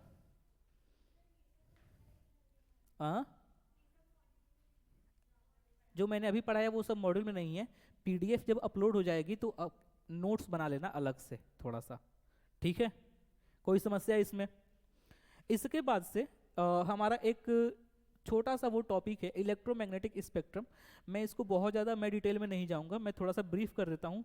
बेसिकली ये रटने वाली चीज़ होती है, तो रटने वाली चीज़ में मैं क्या ही समझाऊंगा, तो मैं थोड़ा सा इसको ब्रीफ कर देता हूँ। एक बार आप लोग अपने एंड से इसको पढ़ लेना और याद कर लेना।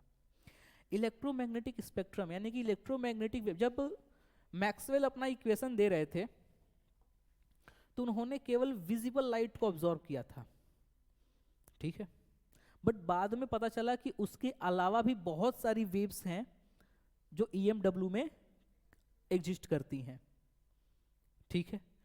फिर इन्हीं वेव्स को एक प्रॉपर वे में बढ़ते हुए वेवलेंथ के टर्म्स में या बढ़ते हुए फ्रीक्वेंसी के टर्म्स में जब हमने रखा, हमने देखा कि यहाँ से शुरू होती है, इसके बाद से इसकी फ्रीक्वेंसी बढ़ती गई बढ़ती गई बढ़ती गई, अच्छा ये बढ़ती गई बढ़ती गई बढ़ती गई, इसका यूजेस कुछ और है, ये कुछ अलग बिहेव कर रही है, ये कुछ अलग बिहेव कर रही है। इन सब को बढ़ते हुए फ्रीक्वेंसीज के टर्म्स में जब हमने रखा और हमको जो एक बैंड मिला उसे हम कहते हैं इलेक्ट्रोमैग्नेटिक स्पेक्ट्रम। तो बढ़ते हुए अगर फ्रीक्वेंसी की बात करें कि उनकी फ्रीक्वेंसी बढ़ती जाए, तो सबसे छोटी फ्रीक्वेंसी की आती है हमारे पास रेडियो वेव्स। रेडियो वेव्स कहाँ यूज होती हैं अपन? रेडियो वेव्स यूज होती हैं रेडियो सिग्नल्स वगैरह में। आ रही है बात समझ में? बहुत छोटी फ्रीक्वेंसी होती है इनकी, वेवलेंथ अच्छी खासी होती है, लगभग 600 मीटर से 0.1 मीटर के करीब में होती है इनकी वेवलेंथ, ठीक है। रेडियो सिग्नल्स वगैरह में यूज होती हैं। कोई फ्रीक्वेंसी इतनी छोटी होती है, लोग बोलते हैं कि यहाँ पर पहले पॉकेट होता है, पॉकेट में फ़ोन मत रखा करो, हार्ट की भाई फ्रीक्वेंसी छोटी, वो कहाँ से अंदर जा ही नहीं पाएगी रेडियो सिग्नल्स। कैसे बातें कर रहे हो कि यहाँ पे मत रखा करो, हार्ट अटैक आ जाता है? हाँ भाई, अंदर छेदने के लिए, ह्यूमन बॉडी को पेनिट्रेट करने के लिए एक्स रेज को यूज करते हैं जो कि रेडियो से काफी दूर बैठी है। वो कह रहे कि रेडियो सिग्नल से तुमको हार्ट अटैक आ जाएगा। तो रेडियो वेव्स बहुत छोटी फ्रीक्वेंसी की होती हैं, ठीक है। उनसे ऊपर थोड़ा सा उठते हैं तो आता है अपना माइक्रोवेव्स, ठीक है। माइक्रोवेव ओवन वगैरह में यूज होता है खाना वाना गर्म करने के लिए, तो ये सब यूज होता है भाई। तो तुमको इसे पढ़ना पड़ेगा। अब पूछ देगा कि 2 यूजेस बता दो माइक्रोवेव्स के। खाना गर्म हो जाता है, दाल बाटी गर्म हो जाती है, पोहा भी गर्म हो जाता है। तो ऐसा कुछ नहीं। तो आपको क्या करना है कि उसको प्रॉपर थोड़ा सा पढ़ के जाना है। रेडियो हो गई, माइक्रो हो गई, उसके बाद से आती है इंफ्रारेड। ये बेसिकली गरम बॉडी से निकलती है। चाय गरम, मतलब गरम चाय बेच रहा हूं मैं चाय गरम, चाय गरम। हाँ भाई, तो ये जो इंफ्रारेड होती है वो हॉट बॉडी से निकलती है। हॉट बॉडी से जो निकलने वाली रेज होती हैं, वेव्स होती हैं, वो इंफ्रारेड होती हैं। रिमोट वगैरह चलाते हैं ना अपन, तो वो दिखती नहीं है, बट वो इलेक्ट्रोमैग्नेटिक वेव है। कौन सी वाली? इंफ्रारेड वाली, जो जाके अपना सिग्नल प्रोवाइड करती है, जो एनर्जी प्रोवाइड करती है उसको, और वो कैच कर लेता है। हम नहीं कैच कर पाएंगे। आ रही बात समझ में? अब तुम खुद सोचो कि मान लो कि अगर इंफ्रारेड का पेनिट्रेशन बहुत तगड़ा होता, हम क्या करते हैं कि कोई रिमोट चला रहा है, हम आगे खड़े हो गए, वो कैच करेगा? नहीं करता है। अगर उसका पेनिट्रेशन तगड़ा होता, उसकी फ्रीक्वेंसी बहुत ज़्यादा होती, तो वो हमको भी पार करके वो कैच कर जाती, लेकिन वो हमको पेनिट्रेट ही नहीं कर पाती है। हमको पेनिट्रेट करने के लिए एक्स रे बैठी है, वो उसके बाद से चीजें जो होती हैं वो पेनिट्रेशन के बाद यूज होती हैं। नहीं समझे? तो इंफ्रा की भी फ्रीक्वेंसी बहुत खास, लेकिन रेडियो से ऊपर होती है। तो पहले आती है रेडियो वेव, छोटी फ्रीक्वेंसी, फिर आती है माइक्रोवेव, थोड़ी सी बड़ी फ्रीक्वेंसी, फिर आती है इंफ्रा, उससे थोड़ी सी बड़ी फ्रीक्वेंसी। अब इसके बाद से आने लगती है हमारी विजिबल वाली, विबग्योर, पूरा का पूरा एक बैंड। तो ये वो वेव हैं, ये वो फ्रीक्वेंसी वाली वेव हैं जिनको भगवान ने हमारी आंखों को बनाया है कि हम इनको देख पाते हैं।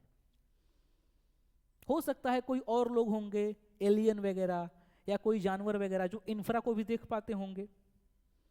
वो देखे वो थर्मल डिटेक्टिंग वो टेलीस्कोप वगैरह।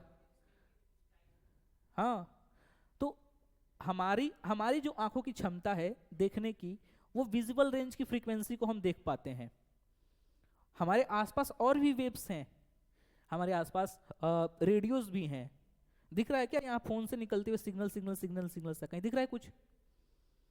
तो ये हमारी आंखों की क्षमता नहीं है कि हम उन सिग्नल को देख पाएं, लेकिन ये व्हाइट लाइट पड़ रही है, ये ब्लू लाइट आ रही है, इसको हमारी आंखें देख सकती हैं, ये हमारी क्षमता है। इसके अलावा हमारी क्षमता नहीं है, तो हम इतना ही देख पाते हैं, लेकिन है बहुत कुछ। तो ये विजिबल का स्पेक्ट्रम था। विजिबल के बाद आता है भाई अल्ट्रावायलेट, वो भी हम नहीं देख पाते, ना इधर ना इधर, अपन बीच में खड़े हैं, ठीक है। अल्ट्रावायलेट वगैरह यूज होती हैं तुमको मेटल्स में डिटेक्ट करने के लिए, कि मेटल्स में कोई, जैसे मान लो कि कोई मेटल ब्लॉक बनाया, तुम गई कि सोने का कुछ ब्लॉक बनवाने, तो उसके बीच में कुछ खराबी तो नहीं है, उस बीच में कैविटी वगैरह, ऐसा है कि पूरा पूरा बाहर से सोने बना दिया, अंदर खोखला है तो अल्ट्रावायलेट वगैरह इन सब चीज़ों में यूज होती हैं। अल्ट्रावायलेट के बाद आती है अपनी एक्सरेस, जो कि बहुत ब्रॉड चीज़ों में यूज होती हैं, हड्डी वड्डी डिटेक्ट को टूटा हुआ डिटेक्ट करने में, ठीक है। थोड़ी सी बड़ी फ्रीक्वेंसी होती है, और सबसे अच्छी फ्रीक्वेंसी होती है गामा रेज की। भाई बहुत खतरनाक रेज होती है, मैं सही बता रहा हूँ। अपन वो पढ़े हैं क्या, रेडियो एक्टिविटी, गामा रेज, हाँ, और 12th के चैप्टर से हट गया है, मतलब 12th के फिजिक्स के सिलेबस से हट गया है। तो भाई ये सब, ये पूरा का पूरा स्पेक्ट्रम है। तो एक बार मेरे साथ एक बार रिपीट कर दो बढ़ी हुई फ्रीक्वेंसी में, radio, micro, infra, visible, ultraviolet, x और गामा, इन सब का फ्रीक्वेंसी रेंज और दो दो यूज याद कर लेना है आपको, कोई समस्या? और यहाँ पर हमारा इलेक्ट्रोमैग्नेटिक वेव कंप्लीट होता है। डीपीएस को बंद मत करो दीदी, डीपीएस को लगा लेना, जो क्वेश्चंस होंगे आके पूछ लेना। अब थोड़ा सा टाइम लेंगे अपन, ट्रांसफार्मर एक बार पढ़ लेते हैं। ट्रांसफार्मर छूटा था, ज़्यादा समय नहीं लूँगा, थोड़ा सा ट्रांसफार्मर पढ़ लेते हैं, फिर अपनी क्लास की छुट्टी हो जाएगी।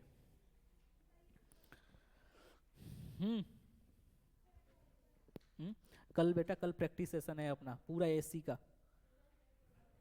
कल कल अपना एक प्रैक्टिस सेशन रहेगा एसी का, ठीक है, यही अपने क्लास टाइम पे, ठीक है। एसी पढ़ लिए हैं बट प्रैक्टिस नहीं किए हैं, नहीं करोगे तो देखो इसी से आते हैं क्वेश्चंस। और पीछे मैं 2 पीवाईक्यू लेके आया हूँ बोर्ड के, जो आए हुए हैं, इसलिए समझ लो ट्रांसफार्मर को बहुत ज़्यादा समय नहीं लगेगा, और ये भी बहुत अच्छा टॉपिक है अगर ध्यान से पढ़ोगे तो। हाँ भाई, ट्रांसफार्मर देखा है सबने? देखा है? एक बार क्या हुआ ना, एक शायद लास्ट ईयर एक बच्ची थी, तो वो हमसे जनरेटर पढ़ने आई। मैं बोला कि बेटा जनरेटर देखा है आपने? सर नहीं देखा है मुझे हंसी आ गई, कह रही सर इसमें हंसने क्या बात है, मैं तो कार से आती हूँ, मैंने कभी देखा ही नहीं मतलब वो ऐसा था माहौल कि वो बच्ची घर से आती थी सीधा कोचिंग, और कोचिंग से सीधा घर, तो उसने जनरेटर नहीं देखे थे। आप लोगों ने देखा है जनरेटर? सबने देखा है, ठीक है। ट्रांसफार्मर देखा है? ओके। तो basically what is the use of transformer?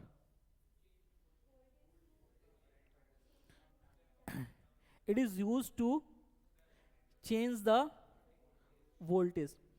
Basically होता क्या है कि जो पावर हाउस होता है,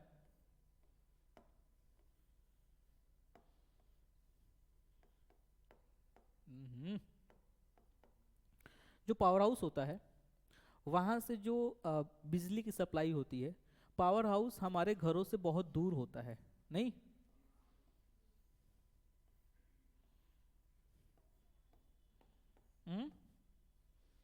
ये पढ़ रखा है सबने?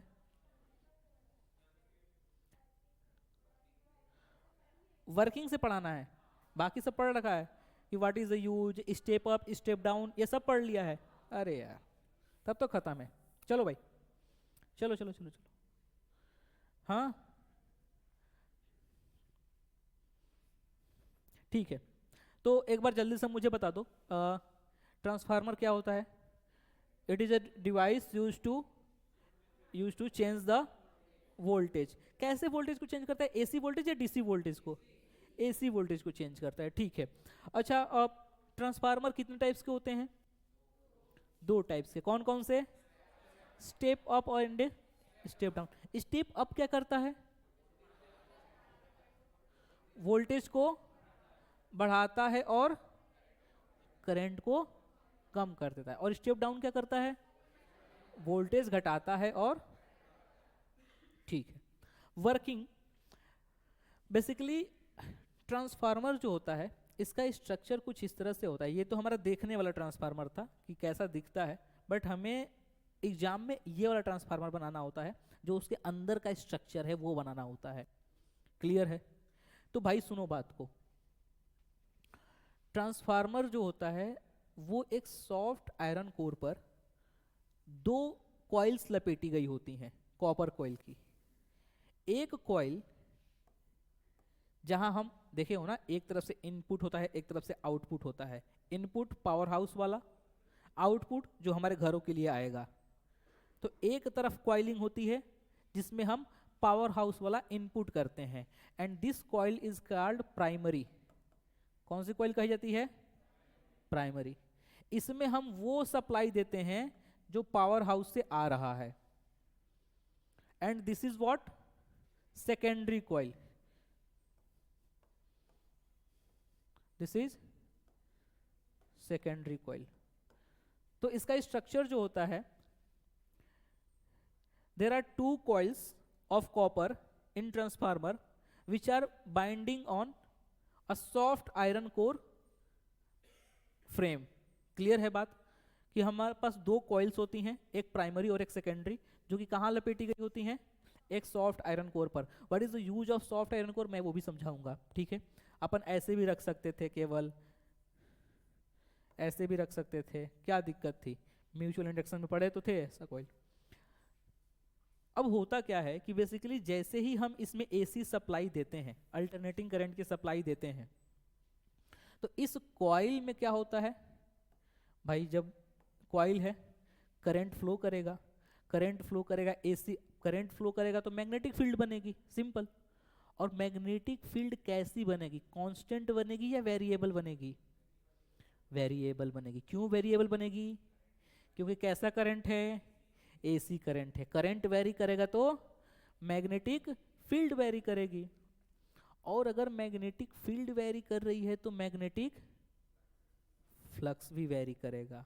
और जब भी किसी 2 पास वाली कॉइल में से किसी एक कॉइल का फ्लक्स चेंज होता है तो दूसरी कॉइल में ईएमएफ इंड्यूस होता है। कौन सा इंडक्शन कहते हैं इसको? कितने इंडक्शन पढ़े हैं? कौन कौन से? सेल्फ और म्यूचुअल। ये कौन सा वाला है? म्यूचुअल वाला है।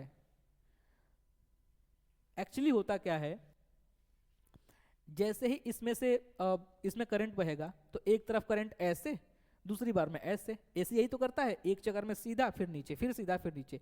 तो एक बार करंट ऐसे बहा तो फ्लक्स ऊपर गया, एक बार करंट ऐसे बहा तो फ्लक्स नीचे आया। तो ऐसे ऐसे ऐसे ऐसे ही हमारा फ्लक्स क्या होता है?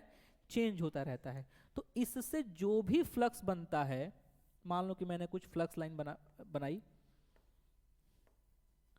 वो फ्लक्स कुछ इससे लिंक होता है, ठीक है। अगर मैं अलग से बनाऊं तो मेरा ये डायग्राम बनेगा।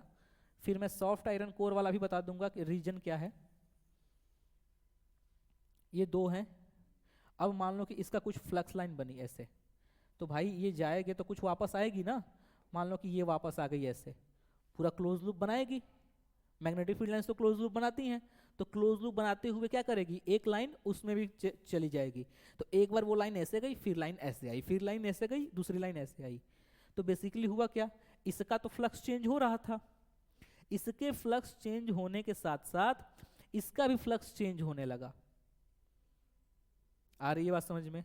इसका फ्लक्स चेंज होने के साथ साथ इसका भी फ्लक्स चेंज होने लगा, और जब इसका फ्लक्स चेंज होने लगेगा तो इसमें भी ईएमएफ इंड्यूस होगा। इसमें ईएमएफ इंड्यूस होगा, सर्किट को क्लोज करेंगे, इससे भी करंट बहेगा। बोलो आया समझ में? तो सबसे पहले हम कंस्ट्रक्शन समझते हैं। कंस्ट्रक्शन क्या होता है ट्रांसफार्मर का?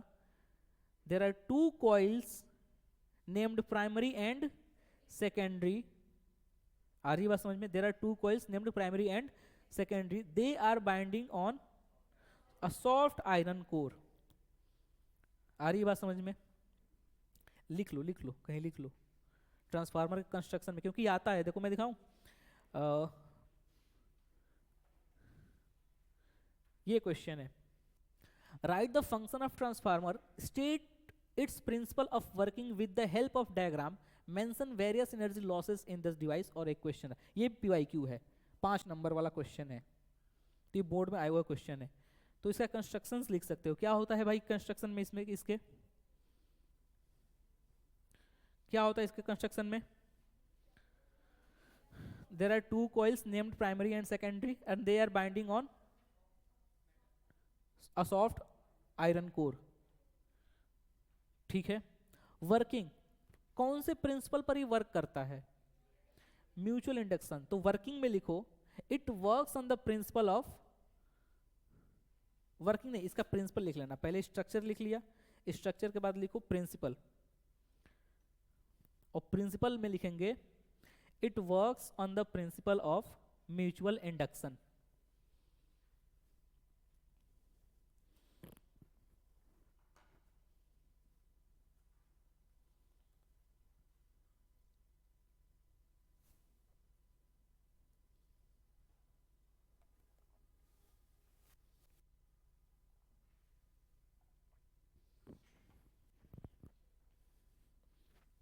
It works on the principle of mutual induction. कोई समस्या? क्लियर है। अब आते हैं वर्किंग पर। वर्किंग में क्या होता है, जैसे ही हम इसमें AC करंट भेजते हैं, इसका फ्लक्स चेंज होता है, इसके फ्लक्स का कुछ पार्ट इससे लिंक कर जाता है, और इससे जब लिंक फ्लक्स, इससे जब फ्लक्स लिंक होता है तो साथ जब इसका चेंज होगा तो इसका भी चेंज होगा, और इसके चेंज होने से इसमें एक EMF इंड्यूस होता है, और उसी EMF के थ्रू हम इसमें करंट को पाते हैं। तो थोड़ा देखते हैं कैसे काम करता है भाई। ये है हमारे पास एक प्राइमरी कॉइल, और दूसरी होती है secondary coil. Let's say primary में नंबर ऑफ टर्न्स हैं NP, और सेकेंडरी में नंबर ऑफ टर्न्स हैं NS। ठीक है। एक अच्छा ट्रांसफार्मर, आइडियल ट्रांसफार्मर वही होता है जिसमें प्राइमरी का सारा फ्लक्स, टोटल फ्लक्स सेकेंडरी से लिंक कर जाए। मान लो कि देखो EMF हमको, हमने जितना पावर भेजा, जितना EMF हमने भेजा, आ रही बात समझ में? जितना हमने पावर भेजा उतना ही पावर हमको बाहर चाहिए, तो हमको पूरा का पूरा फ्लक्स लिंक करना पड़ेगा। आ रही बात समझ में? कोई समस्या? पूरा का पूरा पावर क्या कर, सॉरी EMF फ्लक्स क्या करना पड़ेगा?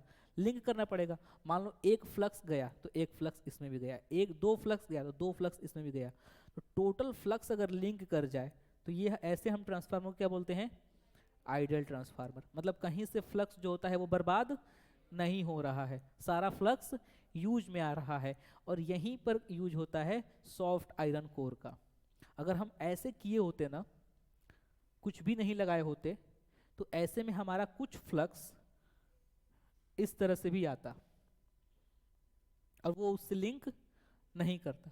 सॉफ्ट आयरन कोर जो होता है वो फेरोमैग्नेटिक मटेरियल होता है। पढ़े हैं मैग्नेटिज्म एंड मैटर में।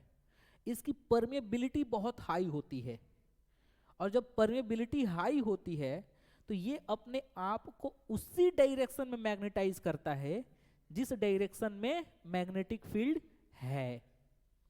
तो ये उस अब सारे के सारे फ्लक्स को अपने अंदर लिंक कर लेता है। तो सारा फ्लक्स जब इससे जाएगा तो वो फ्लक्स इससे भी पास करेगा। नहीं समझ पा रहे हो? ये बात क्लियर है? तो इसलिए हम यूज करते हैं सॉफ्ट आयरन कोर का। क्यों? क्योंकि इसकी परमेबिलिटी बहुत हाई होती है।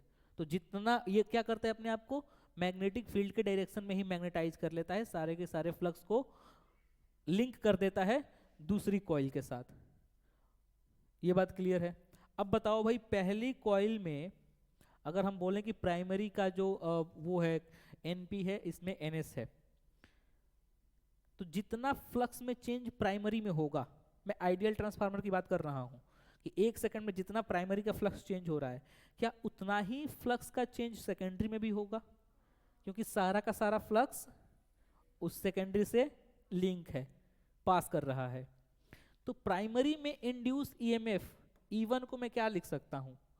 Minus N P D phi by D T, rate of change of flux, induce EMF, Faraday's law. और सेकेंडरी का बता सकते हो E2 क्या लिख सकता हूं मैं? Minus N S D phi by D T. बोलो, आया समझ में? कोई समस्या? आगे बताओ भाई, E1 बाई E2 क्या लिख सकते हो? E1 बाई E2 क्या लिख सकते हो? N P upon N S. ये E2 बाई E1 निकाल लो। E2 बाई E1 क्या लिख सकते हो?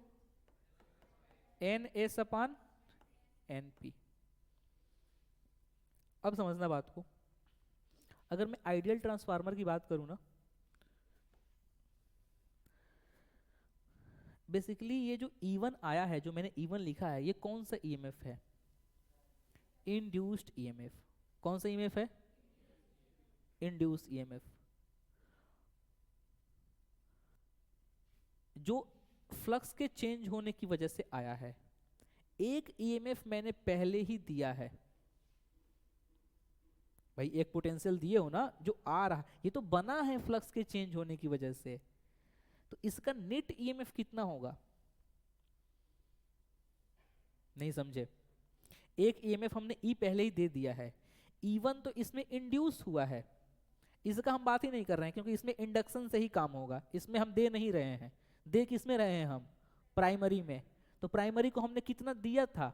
ई दिया था, और उसमें इंड्यूस कितना हुआ? E1। तो नेट कितना हुआ? E plus E1। सही बात है? गधो,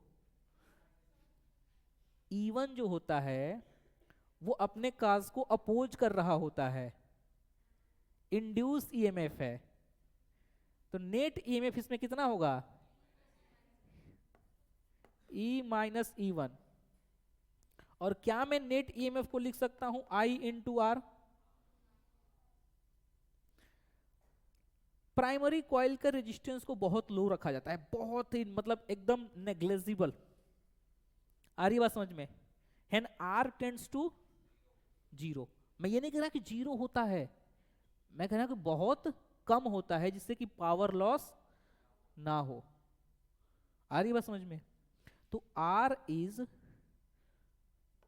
very very small, and R tends to zero. Power loss को रोकने के लिए आर को क्या रखा जाता है? रेजिस्टेंस कम जीरो कह रहा है, कम रखा जाता है। So E minus E1 will be zero, hence E will be E1। मेरा ये बताने का तात्पर्य ये था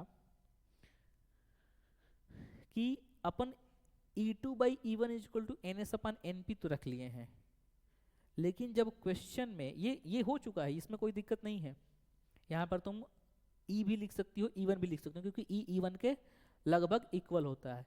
यहां मेरे बताने का तात्पर्य ये था कि क्वेश्चंस में क्या होता है कि क्वेश्चन में देता है कि बाहर से जो लाइट आ रही है उसका ईएमएफ था 100 वोल्ट।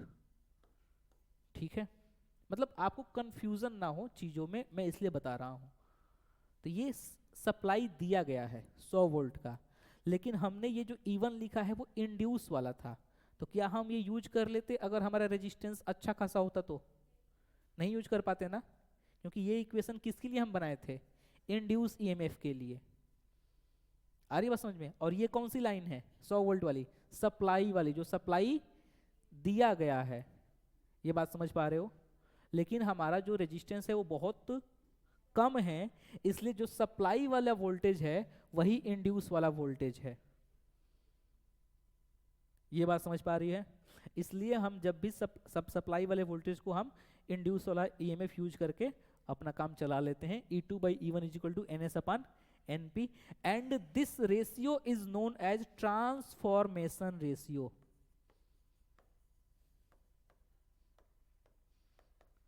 इस रेशियो को हम क्या बोलते हैं? Transformation ratio. E2 by E1 is equal to NS upon NP। ठीक है, अब अगर हम बात करें स्टेप अप के लिए, स्टेप अप के लिए तो E2 बड़ा होगा या E1 बड़ा होगा? स्टेप अप क्या करता है? पोटेंशियल को बढ़ाता है, तो E2 बड़ा होगा, E1 छोटा होगा।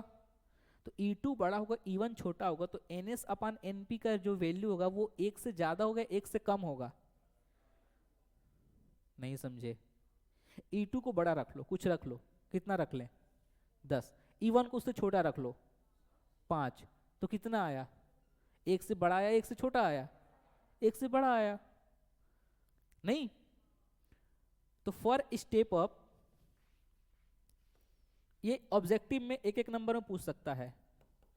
For step up transformer NS is greater than NP। Secondary में जो नंबर ऑफ बाइंडिंग्स होती है प्राइमरी से क्या होनी चाहिए? ज्यादा होनी चाहिए। और इसको ये भी लिख सकते हैं, transformation ratio is greater than 1। Transformation ratio क्या होता है? एक से ज्यादा होता है। For step down, for step down, step down के लिए बताओ ना, E2 बड़ा होगा या E2 छोटा होगा? भाई E2 बड़ा होगा, E2 छोटा होगा? E2 छोटा होगा। E2 छोटा होगा तो ट्रांसफॉर्मेशन रेशियो एक से ज्यादा, एक से कम? एक से कम। रख लो कोई भी वैल्यू, E2 की वैल्यू कुछ मान लो, 10 मान लिए। E1 की उससे ज्यादा मानना पड़ेगा क्योंकि E2 छोटा है, 20 मान लिए। 10/20 पॉइंट कितना? 0.5, एक से छोटा आ गया। तो हमारा for step down transformer NS is less than NP।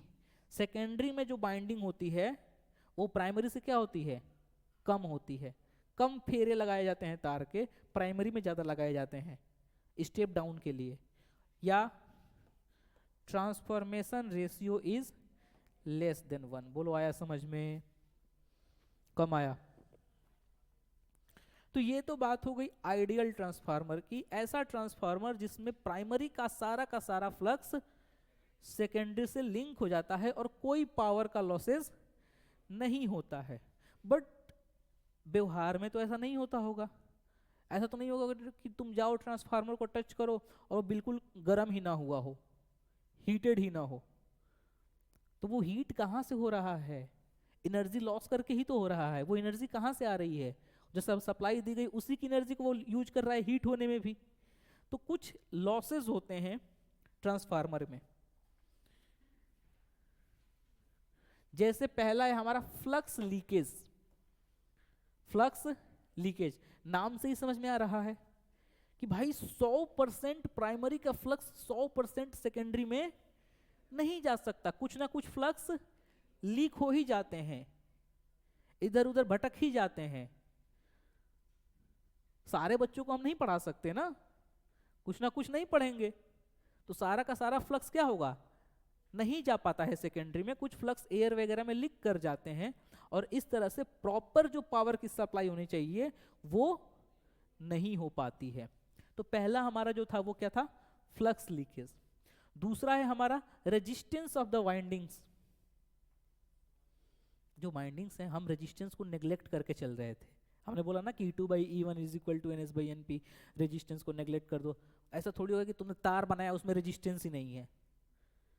भाई तार बना है तो मटेरियल से बना है, मटेरियल से बना है तो उसके पास रो है, रो है, तार होगा तो लेंथ होगा और क्रॉस सेक्शन एरिया होगा। R is equal to rho L by A, resistance कुछ ना कुछ तो होगा।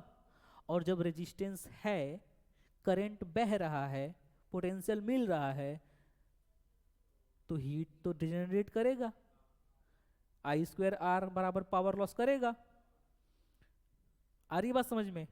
तो एक तो रेजिस्टेंस की वजह से भी लॉस होता है। ईडीज करंट पढ़े हैं क्या? ईडीज करंट इंड्यूस ईएमएफ की वजह से जो अपन फ्लक्स चेंज करते हैं, तो फ्लक्स चेंज करते हैं तो इंड्यूस ईएमएफ आता है। इंड्यूस ईएमएफ की वजह से जो सॉफ्ट आयरन कोर होता है उसमें एक करंट बहने लगता है।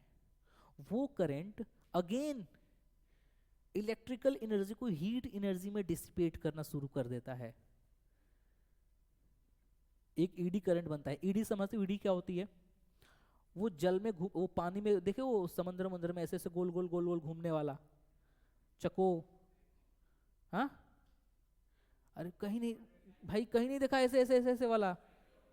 साइक्लोन नहीं वे, मतलब ऐसे साइक्लोन टाइप ही होता है पानी में। टीवी में डिस्कवरी डिस्कवरी में तो देखा होगा। तो वैसा वाला ही एक करंट बनता है सॉफ्ट आयरन कोर के अंदर, और वो भयंकर पावर लॉस करता है। मतलब सबसे तगड़ा वाला पावर लॉस लगभग इसी से होता है, ईडी से।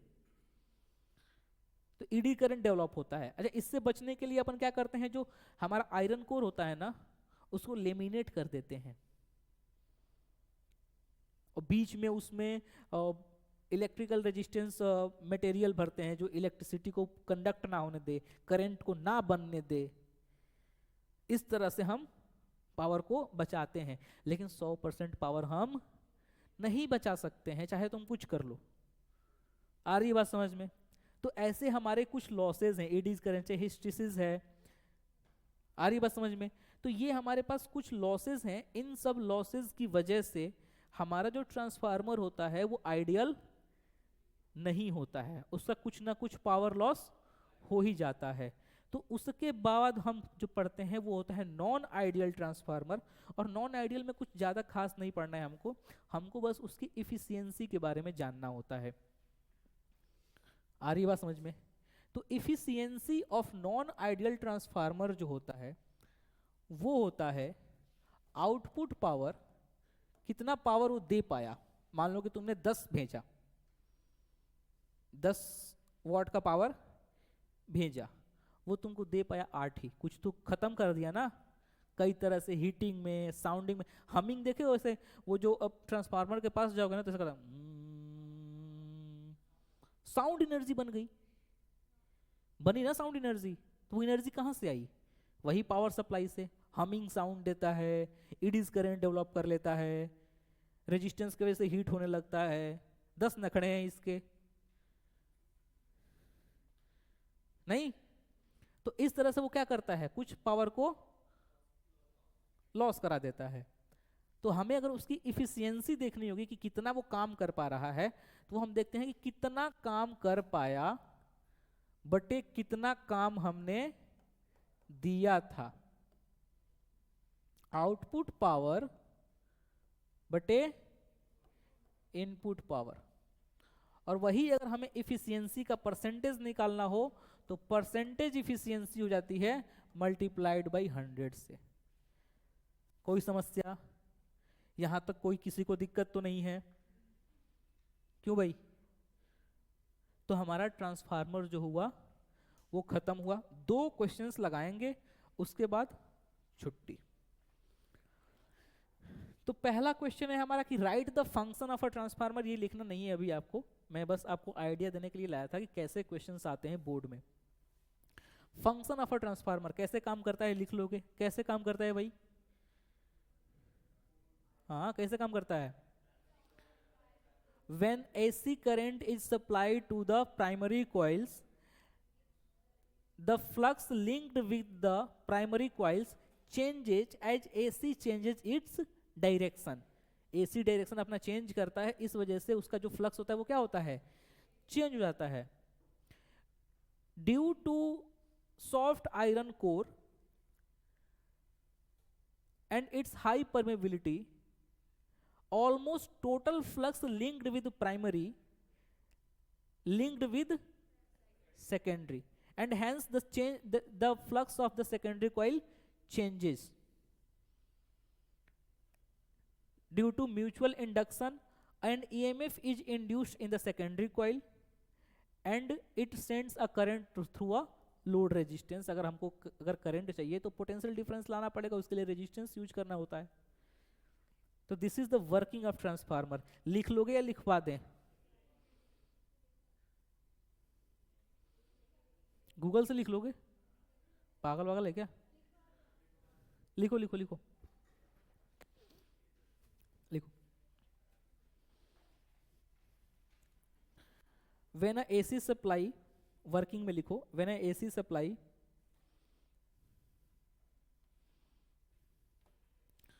when an AC supply is sent through the primary, when an AC supply is sent through the primary,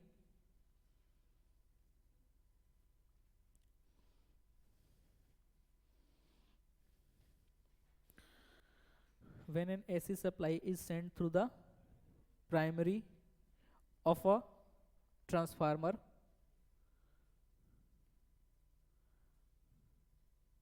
the flux,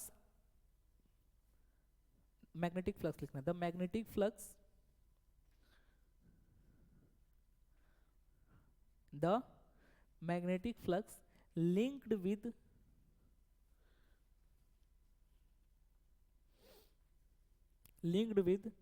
primary changes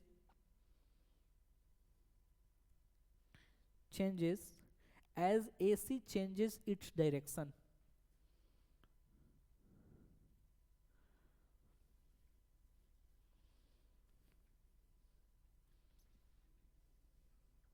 As AC changes its direction. Due to high permeability of soft iron core,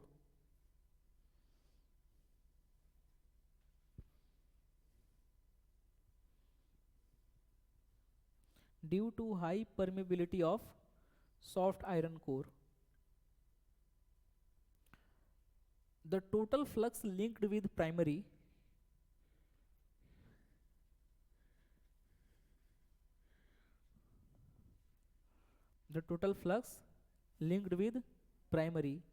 gets linked with secondary.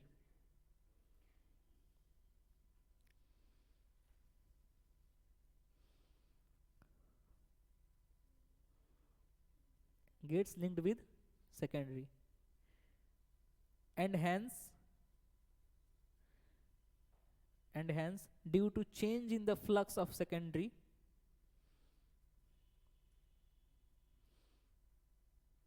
due to change of flux in secondary, an EMF is induced in it. An EMF is induced in it. Clear है?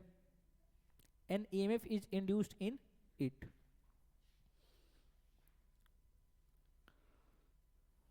ठीक है, अब आपको उसके बाद से ये note कर लेना है, EMF induced in primary, this EMF induced in बंद मत, सवाल कौन करेगा? भगने के तैयार है, लिख लोगे? ये पीडीएफ चली जाएगी, पावर लॉसेस कम से कम 2-3 याद कर लेना। हाँ, लिखा है मॉड्यूल में, लिखा है, वेरी गुड। चलो, इससे कम क्वेश्चन आते हैं, ये एफिशिएंसी का फॉर्मूला नोट कर लेना। चलो भाई, क्वेश्चंस लगा लो, बस न्यूमेरिकल लगा दो जल्दी से। तो चलो देखो न्यूमेरिकल में क्या कह रहा है, मैं करा देता हूँ। कह रहा है कि the primary coil of an ideal step up transformer है, कोई पावर वावर लॉस नहीं हो रहा है, हैज 100 टर्न्स, किसमें है भाई? द प्राइमरी के पास है 100 टर्न्स। प्राइमरी के टर्न्स को अपन बोलते हैं एनपी, एनपी का वैल्यू कितना है? 100। And transformation ratio is also 100। Transformation ratio क्या होता है? एनपी बाई एनएस या NS by NP? NS by NP. तो N S by N P का जो वैल्यू है वो भी 100 दिया गया है। क्या पूछ रहा है हमसे? The input voltage and power are respectively 220 volt 100 watt. Input voltage मतलब क्या? भी एस की भी पी,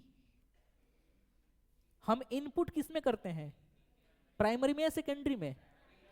तो इनपुट मतलब कि वीपी, नहीं कितना है, कितना वाट, 220 वोल्ट है, कितना है 220 वोल्ट,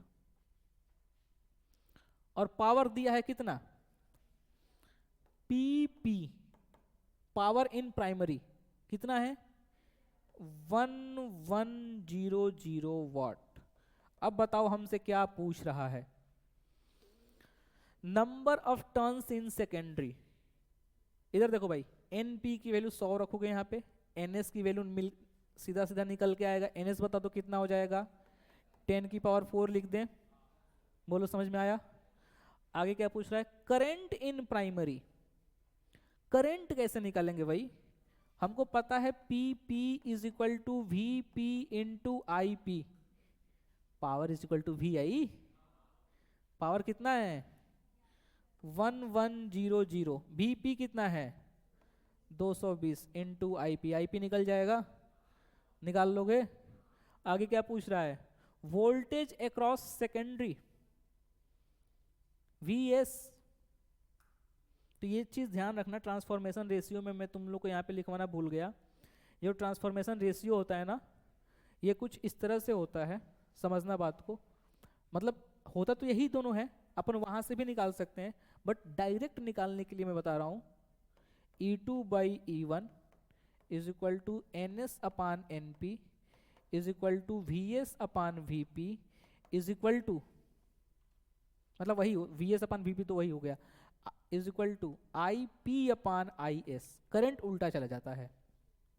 खैर हमसे क्या पूछ रहा है भाई इस क्वेश्चन में बताना, हमसे पूछ रहा है, बोलो वोल्टेज अक्रॉस सेकेंडरी, तो बताओ voltage across secondary upon voltage across primary is equal to 100, transformation ratio यही तो होता है, E2 बाई E1, सेकेंडरी पूछ रहा है, प्राइमरी पता है कितना हो जाएगा बता दो, VS इज इक्वल टू 100 और प्राइमरी का वोल्टेज है 220।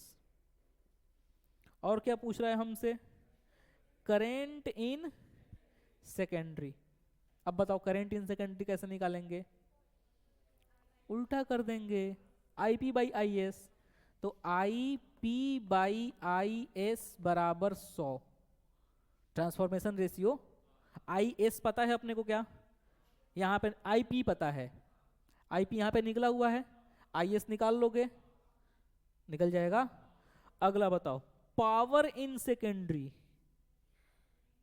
VS इंटू IS, IS निकल गया, VS निकल गया वहां पे, तो power is equal to VS into IS। अच्छा एक बात बताएं, इतना करने की जरूरत नहीं है, कैसा ट्रांसफार्मर है ये, कैसा है ट्रांसफार्मर, तो जितना प्राइमरी में इनपुट दोगे पूरा का पूरा ला करके दे देगा। एक last question non ideal transformer का, बस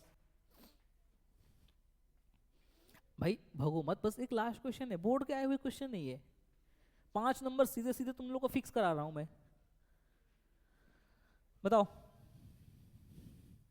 चलो देखो, a step down transformer operated on 2.5 kilovolt line is supplies a load with 20 ampere. The ratio of primary winding to the secondary winding is 10:1। ध्यान से देखो, ये ट्रांसफॉर्मेशन रेशियो नहीं दिया है, प्राइमरी टू सेकेंडरी दिया है, मतलब कि NP अपान NS दिया है 10/1। आ रही है बात समझ में, कोई बात नहीं, अब अपन यहां से भी काम चला लेंगे। और क्या दिया है भाई बताओ, ऑपरेटेड 2.5 किलो वोल्ट लाइन, मतलब हम इनपुट कितना दे रहे हैं, VP कितना दे रहे हैं हम, 2.5 किलो का 10⁻³ लिख दो। और क्या कह रहा है भाई, कितना करंट दे रहे हैं, IP कितना दे रहे हैं 20 ampere. The ratio of primary to the secondary दिया गया है, द ट्रांसफार्मर इज 90% इफिशियंट, कितना इफिशियंट है 10% पावर को खत्म कर दे रहा है। तो हमसे पूछ रहा है कैलकुलेट द पावर आउटपुट, कितना पावर वो आउट करेगा। तो इफिशियंसी का मैंने फॉर्मूला लिखवाया अभी, परसेंटेज इफिशियंसी का क्या होता है, percentage efficiency is equal to, बोलो, output power upon input multiplied by 100, अगर परसेंटेज की बात कर रहे हैं तो परसेंटेज इफिशियंसी है 90%, इज इक्वल टू आउटपुट हमको निकालना है, मतलब कि पी एस निकालना है, पावर ऑफ सेकेंडरी निकालना है, सेकेंडरी तो आउट करती है। इनपुट कितना दे रहे हैं, हाँ भाई, इनपुट कितना दे रहे हैं, इनपुट पावर कैसे निकालेंगे, P बराबर वी आई, मल्टीप्लाई करेंगे कितना बताओ, 2.5 इंटू 10⁻³ इंटू 20, बोलो आया समझ में, मल्टीप्लाई करेंगे हमको क्या मिल जाएगा, आउटपुट पावर मिल जाएगा। हाँ अच्छा, हाँ यहाँ पे 100 भी है ना,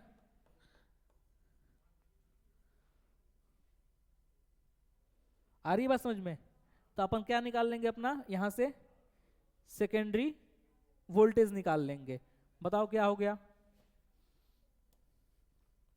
तो पी एस का वैल्यू हो जाएगा, पी आउटपुट कितना,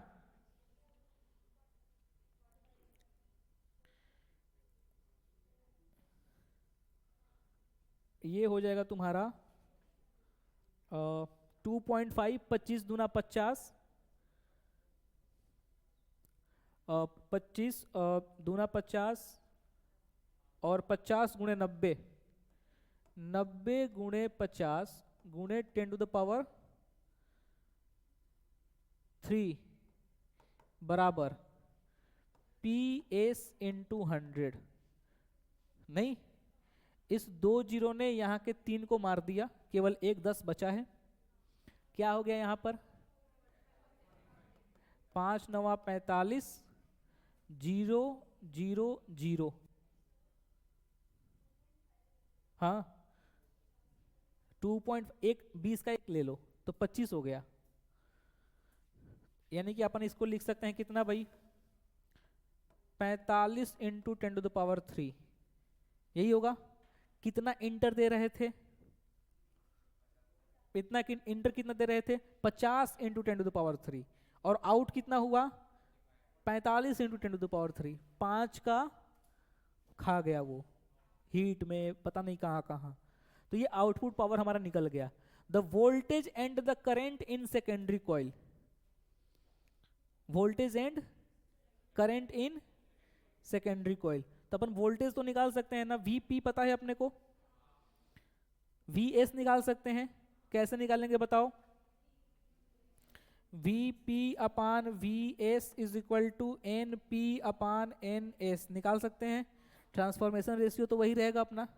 Vp अपने को पता है कितना, 2.5 इंटू 10 की पावर, और Vs कितना है भाई, निकालना है अपने को, ये कितना है, Np बटे Ns कितना है, 10/1, ये बताओ कितना, 2 बार में, तो ये हो जाएगा तुम्हारा 2.5 into 10⁻² is equal to Vs, और करंट अपन निकल जाएगा, कैसे निकल जाएगा, P बराबर VI, पावर अपना 45 इंटू 10⁻³ निकला हुआ है, इसका वोल्टेज निकला हुआ है, Is निकाल लोगे, नहीं आएगा तो बोलो बता दें, नहीं आएगा भाई, आ जाएगा पक्का, तो ट्रांसफार्मर समझ में आया, नहीं आया, आ गया। तो जो जिनके भी प्री बोर्ड्स वगैरह हो चुके हैं, एक बार जाकर के ट्रांसफार्मर के क्वेश्चंस लगाना, अपने को कॉन्फिडेंस लेके जाना है बोर्ड एग्जाम में, एक ही दिन बोर्ड देना है,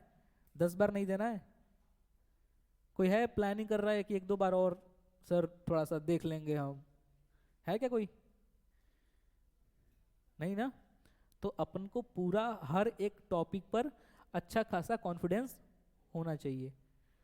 तो कल अपन एक प्रैक्टिस सेशन रखते हैं एसी का, कोई समस्या किसी को, सब आ जाएंगे, देखता हूं।